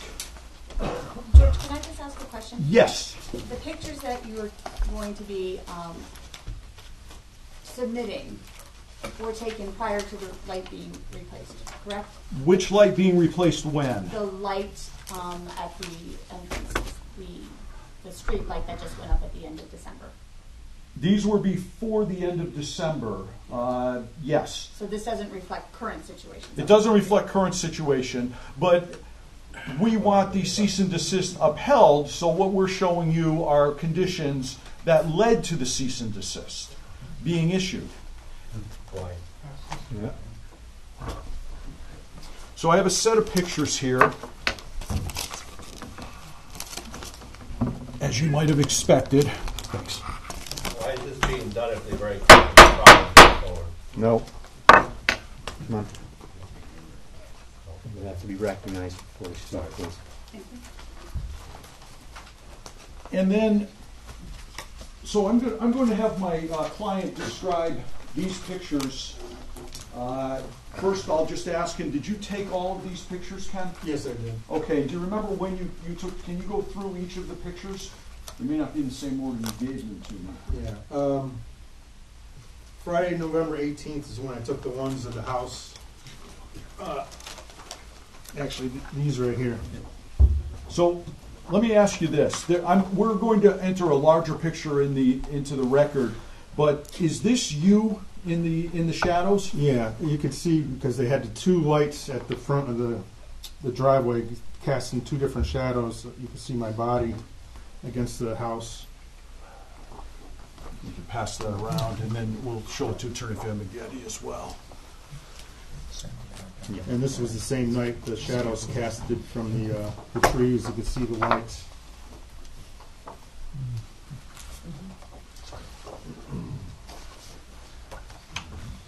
Now this is an example when the lights are turned off what the front of my house looks like. That's your doorbell? Yep. I had to turn the lights on inside the house so it would show up.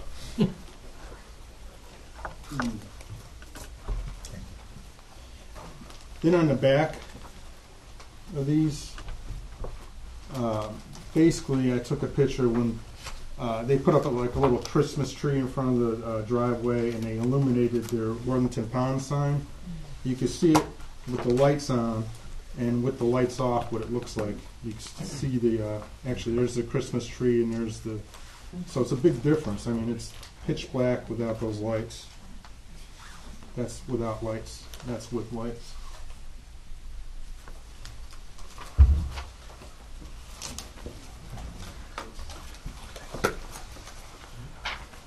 So,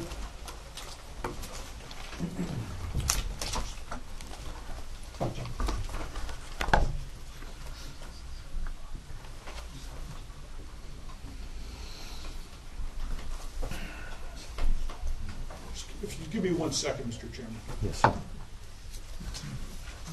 Do you need to see these? Are they just larger They- versions of these? Yeah, they lights? are. No, I don't need to think so.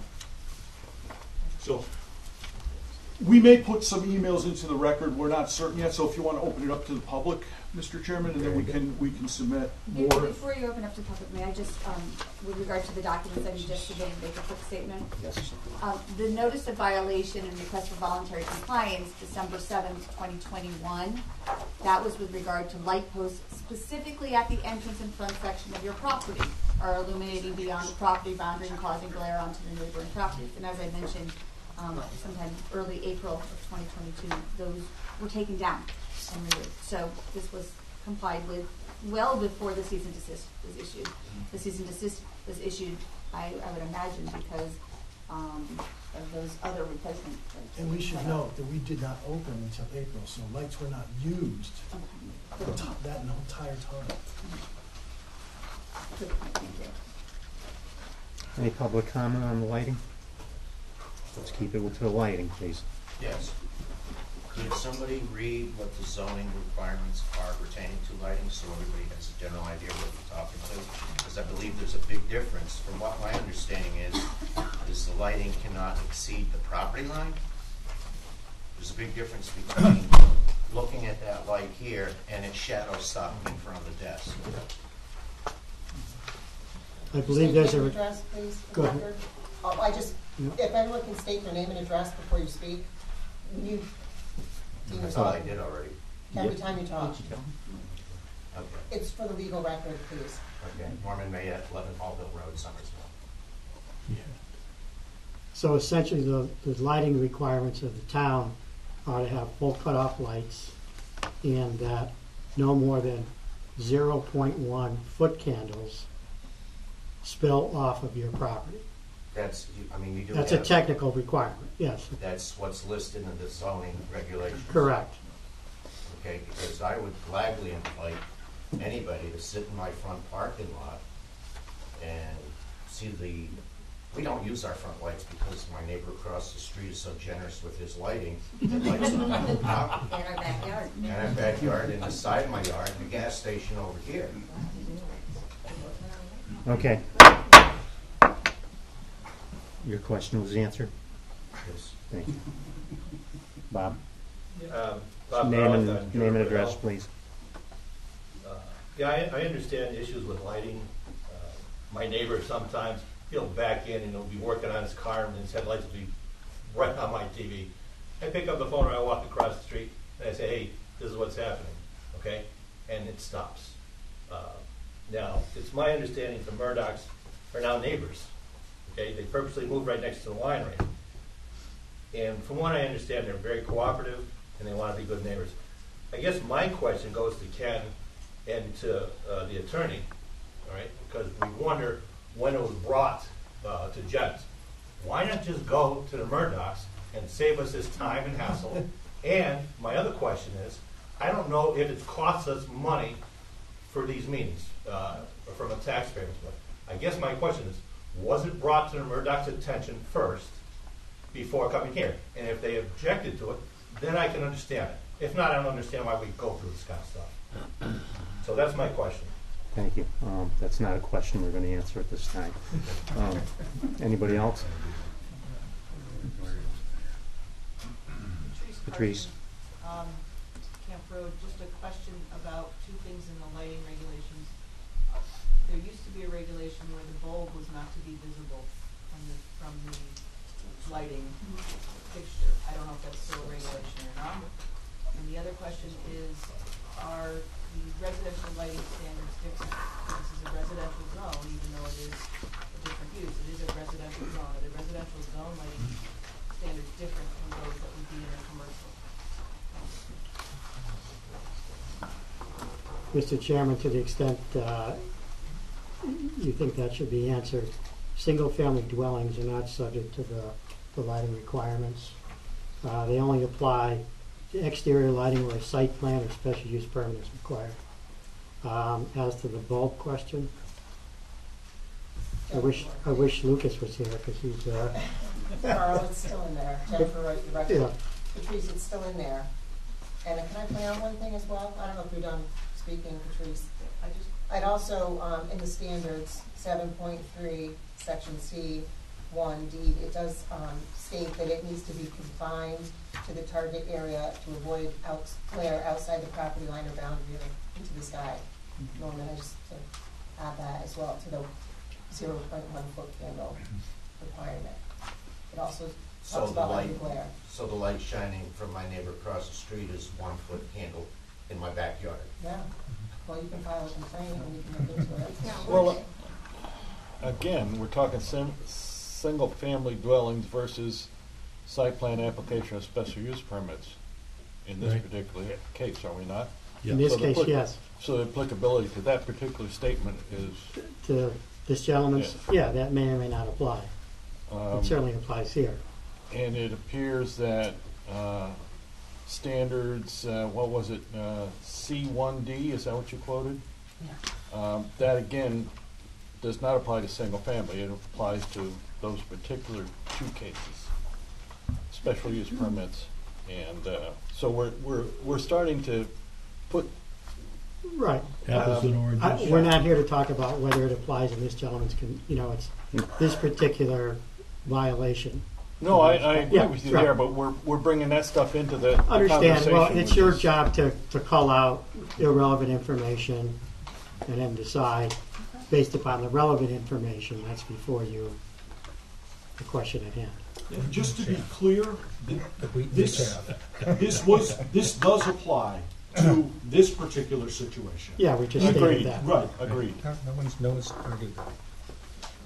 Okay, so at this point we have Jen. Are you able to find out about the lighting by the next regular meeting, as far as like getting up there and?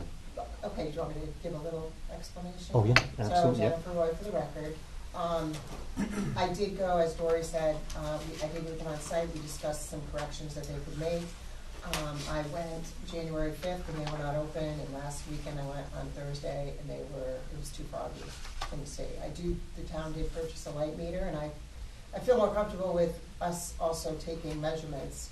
But again, I also issued the cease and desist after I personally witnessed. I have photos from October 29th, and I don't know about the foot candle. I can't speak to that, but nevertheless, I do stand behind the undue glare, and that these are our new regulations. The Murdochs got their special use permit of our May 1st, 2021 regulations, and we definitely, spelled out some more clearer things in our lighting at that time.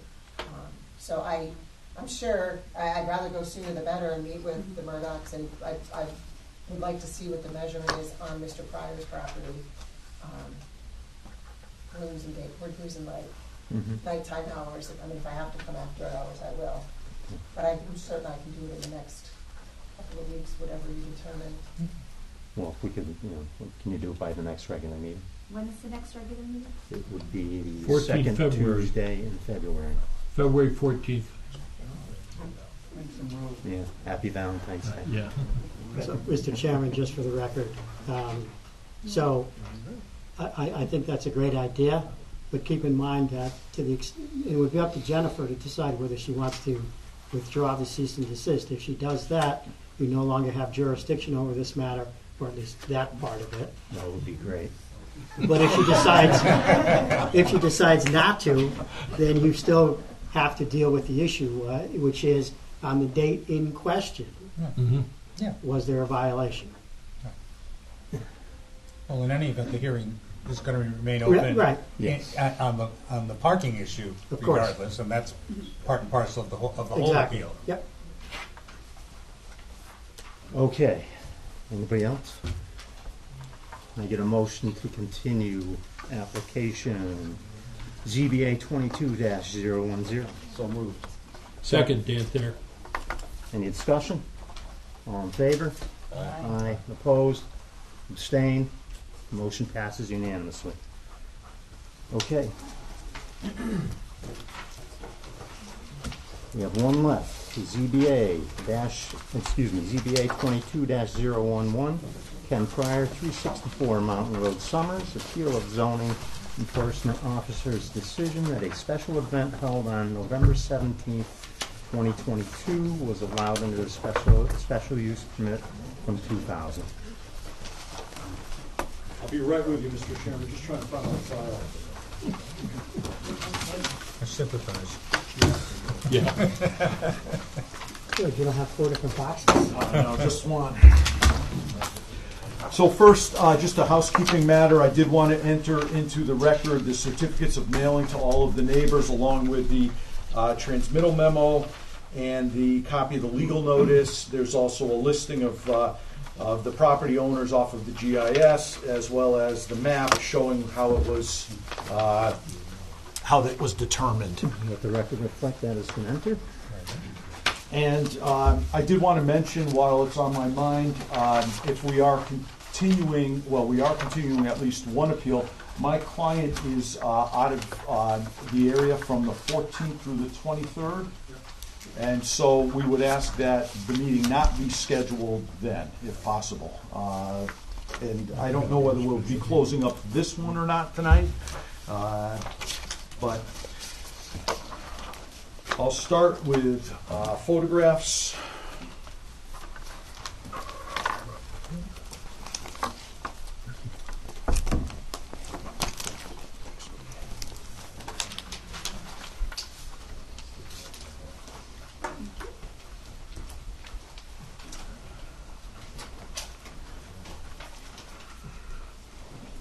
So this appeal is of an event that was held at the winery on, I think it was November 17th. And it was a 4-course steak, dinner, and wine pairing. And the complaint was to Ms. Roy that this was an event that was being held at the winery that was not allowed. And so when she contacted the Murdochs, they apparently told her that this was under their 2000 special use permit, the outdoor recreation permit that allows weddings as an accessory use and other types of events. So I have an email, unfortunately when I printed it, it came out very small. And so it's several emails regarding this. I think there's 5 there.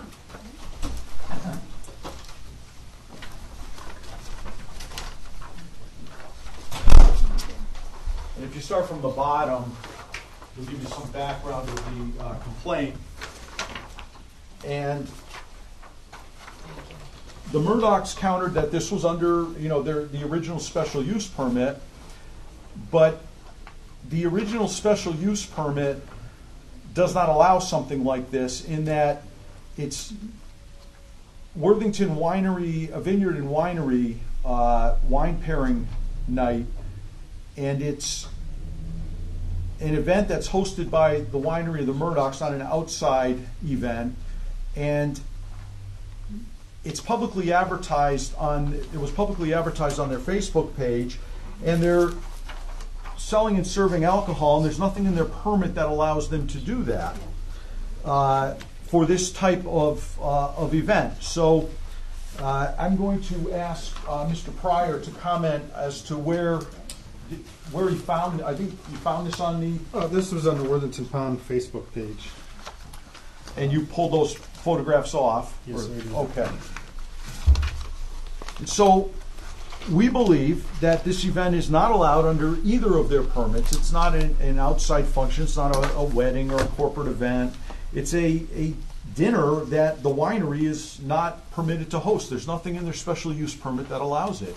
And we don't believe that these events should be taking place. And so we're asking the commission to overturn the decision of the zoning enforcement officer. That decision stated that it's under their 2000 special use permit. Well, when you look at the 2000 special use permit, you won't see anything like this in that special use permit. The 2000 special use permit was in tab 2 of your binder. Tab 1 of your binder, the second page. And it says that private parties and events, corporate meetings and wedding parties are to remain an accessory and subordinate use. And there's no talk about, it's talking about private parties, not an event run by Worthington Winery on their own property there. Again, it goes back towards the restaurant that they're running illegally. So. With point of order, I think that the board just voted that there wasn't an illegal restaurant operation on the property. So I think that's all we have. Ken, do you have anything else? Or? Explicitly says not serving on. In their 2022 special use permit, number 2 says that if they have an event under the 2000 special use permit, then they can't be open serving their wine. So they can't have it both ways.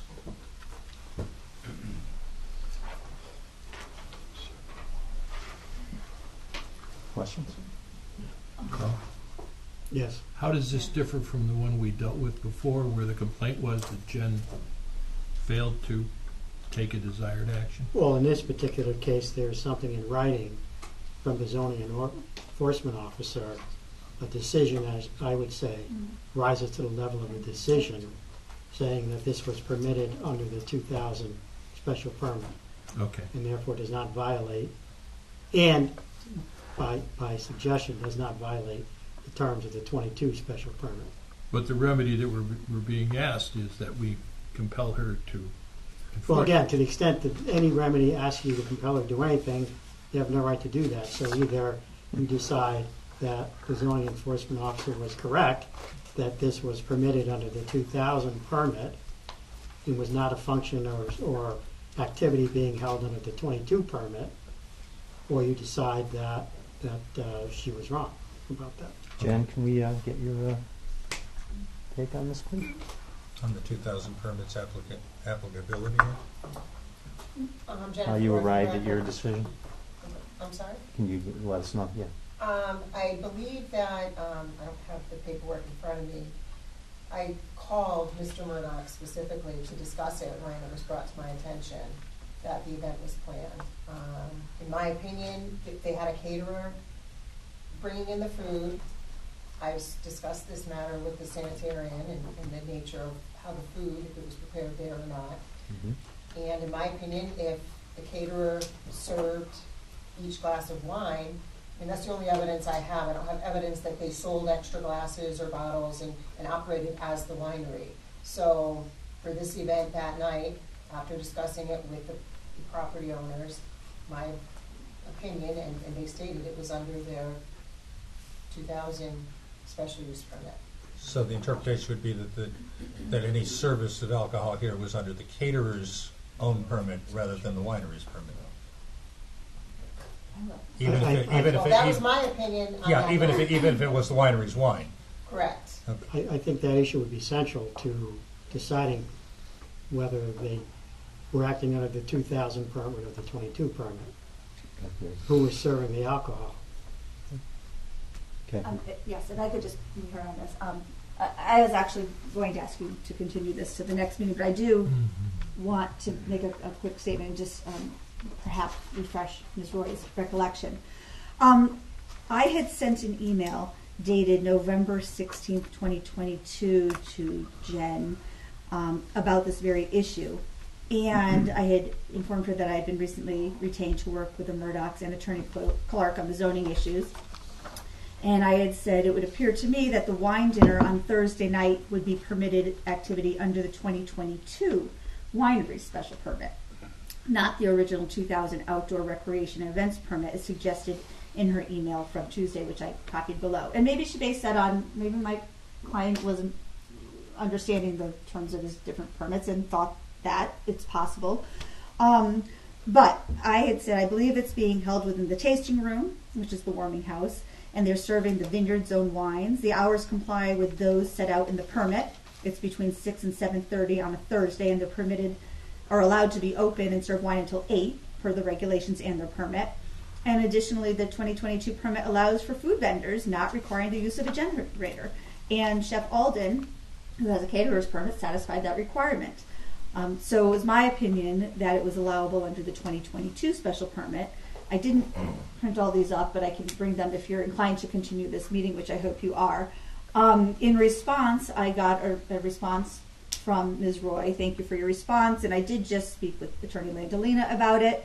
And there was more, but she ultimately says, we agree that this is under the 2022 permit. So I believe she corrected her decision to be, it wasn't a permissible event under the 2000 special permit, it was under the 2022 permit.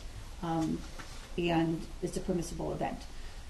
So that's really all I had prepared for tonight. And there were so many other topics on for discussion. I truly didn't even think we were going to get quite this far this evening. So since we're coming back anyway, I hope that you would indulge and allow me to prepare more, make you a copy of these emails, and discuss it more at the continuation of the meeting. Kill a few more trees. Well, you should have it in your record since I just recited it. And so Jennifer Roy, for the record, again, I believe it, Mr. Murdoch, correct me if I'm wrong, I believe when this first came to the attention, it was either that day or the day before we spoke on the phone, I do recall further communications with Attorney Famigletti, and then there were some responses from Karen Murdoch as well. So I believe it was definitely mixed responses back and forth as to which one it went under. And then Attorney Famigletti came into the picture to clarify it. So when I responded to Attorney Schober, I had talked to Mark Murdoch, and it was under the first one as a special event. That's my opinion. But I too, I don't know how Attorney Schober or Ken Pryor, how he feels about continuing it, but I would like to go back to correspondence and emails myself and see. Yes. So if I could, Mr. Chairman, for the record, Carl Landolina. So just, I want to put this out there so it's not forgotten. before February 14th. First of all, whether I had a discussion with Ms. Roy or guided her or advised her in any capacity with respect to this question, that's, you guys make your own decision, right? Well, you can't say, well, the town attorney said so, and right? Because I'm occasionally wrong about things. Come on. We do like to have you. It was one time. We do want your advice. Yeah. So, but We're paying also, you for. you can uphold the issuance of a cease and desist based upon alternative reasons.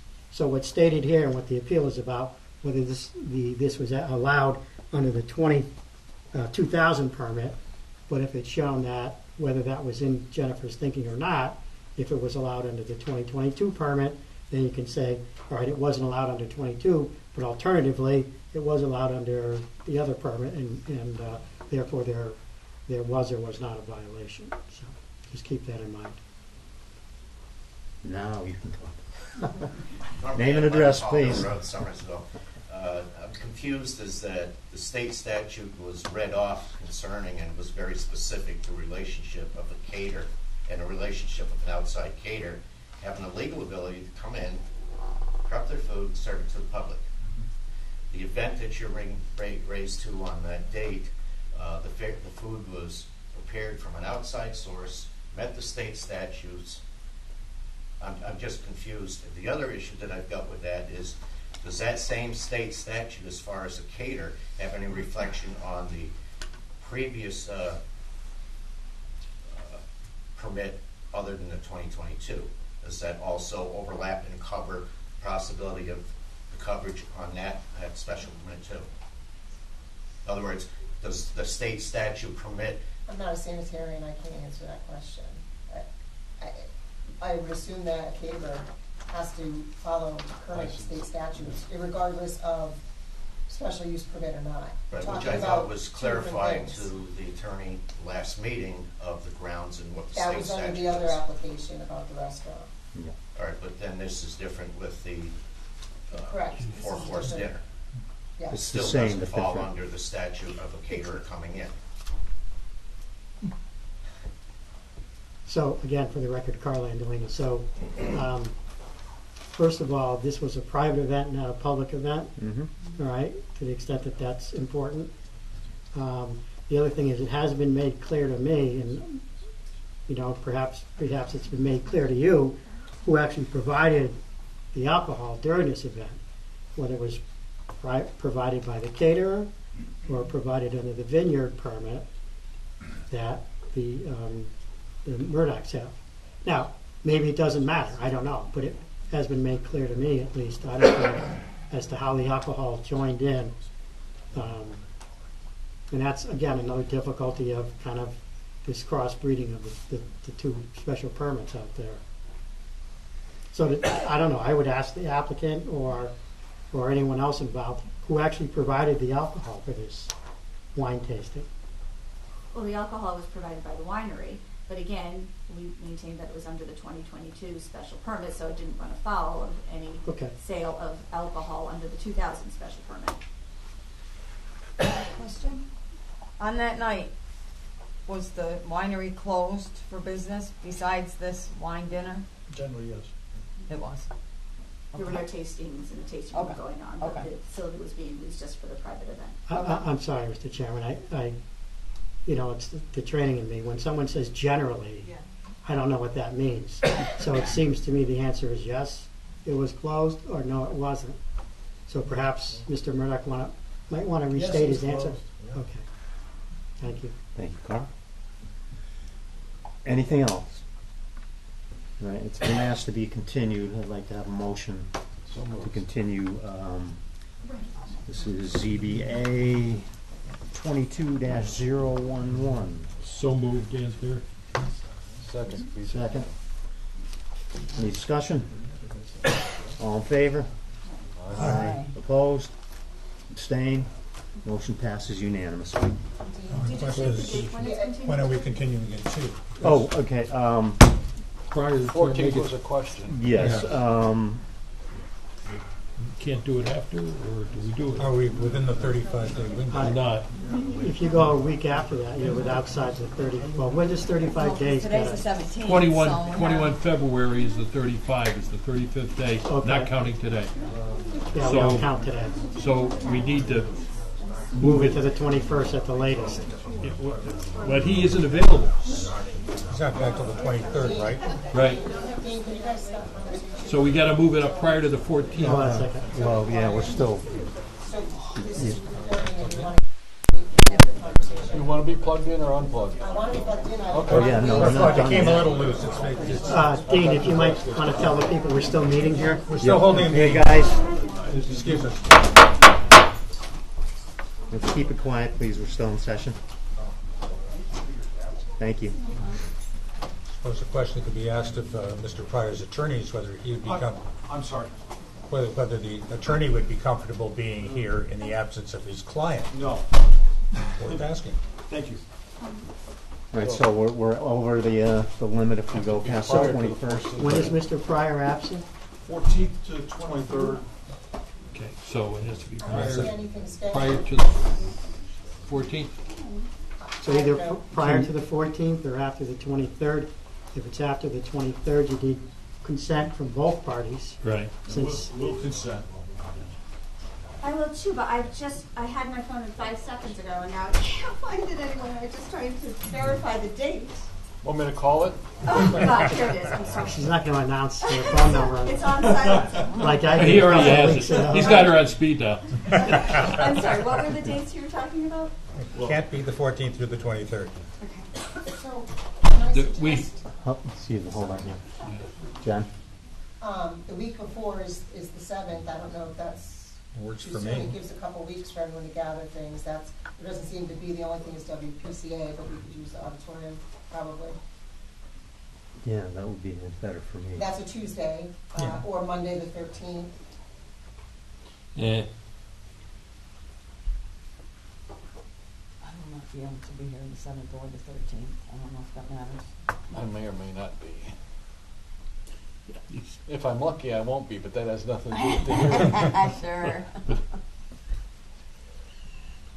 So keep in mind, Mr. Chairman, you could continue the public hearing to the 7th, for instance, and not make any decisions, and those who are not able to attend could listen to the tapes or watch video or read the minutes, and then you could, really stupid.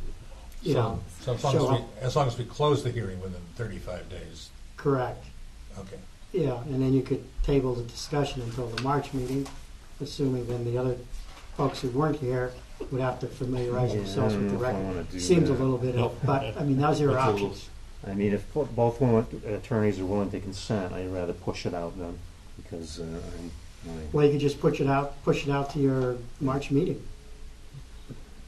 If you wanted to do that. that works for me. If That that works for the way, rest of the board. it's just at a, We still have to meet in February. Do we have anything else in February? March 14th? Yeah, I think we have to do our election of officers, so, well, You could just do it at your next available meeting, I think. yeah, it's, It's March 14th. unless there's something comes up for, And that one could be But a, these, for the purposes of tonight, Yeah. state the and that March one could 14th. probably be a 7 p.m. because we, Yep. so again, for the record, Carl Andolina, obviously you must state the actual date on the record, even though we heard it from Jen. You must continue this to March 14th, otherwise you have to publish new notices in the paper, so. this meeting will be continued until our regular meeting, Well, March this 14th, this hearing rather. 2023, this hearing. And that would apply to all of the hearings that are open. Yes. And 7 p.m. all This attorneys are in agreement. Yes. Okay, we good? There was a hearing that you did close this evening. Are you inclined to take action on that? That was regarding the appeal of the tents and canopies? Or do you want to put that off until then as I well? think there was a consensus that we were going to put that off. Okay. And you have 65 days to make a decision, so that'll, We'll be good. clearly March 14th will be within that period. Yeah. Not by much. Is that the wish of the board to push? Sure. Or do you want to do it tonight? Well, it's it's something that doesn't need to be continued. We're all here, and we all heard the same information at the same That's true. time.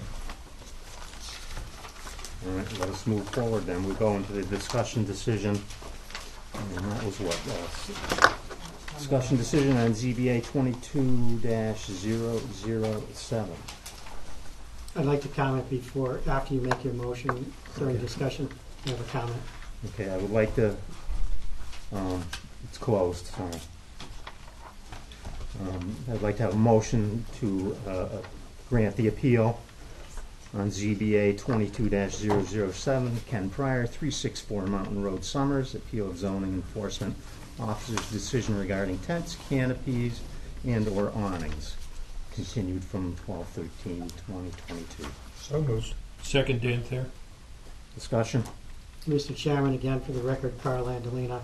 So to the extent that you might decide to uphold the issuance or the decision of the zoning enforcement officer, nothing you do or say changes the status of the conditions of the permits that have been issued out there. Mm-hmm.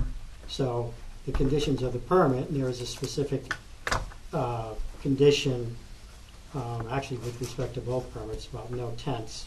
So, but you're not modifying that. It has no effect. Whatever you decide doesn't change those conditions on those permits. Very good. Any further discussion?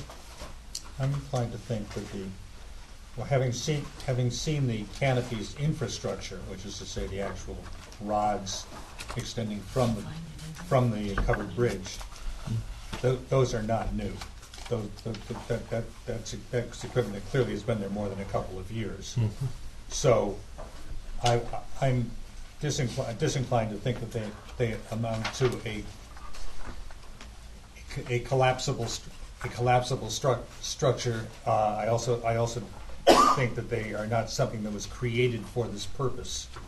And I'm as for the question of what a tent means under the zoning commission's own definition, the zoning commission got consulted on this, did they not? She can't participate. She's a party. Well, my understanding is that the zoning commission was consulted about this, and that they said that this was not the kind, that these canopies, these, whatever you want to call them, sun umbrellas or whatnot, were not what they meant by tents. And I think I do know what they meant by tents, because I had a daughter married in one of those event tents that could hold 200 people. So that clearly would not be something that could go up easily. So I'm inclined to uphold the to uphold the zoning enforcement officer's action, which is to say to rule against the appeal. I agree. I agree. Any further discussion? I guess I would want to state that the awnings that come off of the bridge, I don't know if we could say that they're okay or they stay. Like we're just talking about the sun canopies and the awnings on the bridge. We're not talking about any other tents that were on the property. Those are what are addressed in the appeal. Okay, they are. Okay. Very good. Any further discussion? No, sir. All in favor? Aye. Oh. So we say no. Which way are we going here? Yeah. Yes, over in favor, it would grant the appeal. And no opposed nay would the CEO's uphold decision. Jen's decision. Okay. All in favor? Opposed? Nay. nay. Okay. Abstain? Motion is denied unanimously. Let us move on to Minutes. approval of minutes. Can I get a motion to approve the minutes of December 13, 2022? Is that regular or special? Yes. Special meeting? No, December 13th is a regular. Regular meeting. Any additions, corrections, changes? Well, we have two corrections. Well, first of all, we need a motion to accept. Yeah, a motion to accept this tonight. Okay, I make a motion, we accept. Second? I'll second it. Any discussion? Yes. First of all, we have the misnumbered Summers Mountain Properties application, which was that listed in the minutes as 22-012, which are now amended to 22-010. Right. So we have to renumber that and then probably shuffle them into the right numerical order. And the other thing is, I think I managed to misspell Mr. Murdoch's last name consistently. I put a K instead of a C all the way through. Well, you'll be shot. In place. Any other changes, additions, corrections, deletions? Prove it's amended. All in favor? Aye. Aye, opposed, abstained? Motion to adjourn. Yeah, it's unanimous on the minutes. Motion to adjourn? Kent there, motion to adjourn. Seconds. Any discussion? All in favor? Aye. Opposed? Abstained? Motion passes unanimously. This special meeting is adjourned at 8:25. Can we get liquor service? Liquor service at the ZBA. What did they say? Unplug. Thanks, Jen. Unplug. My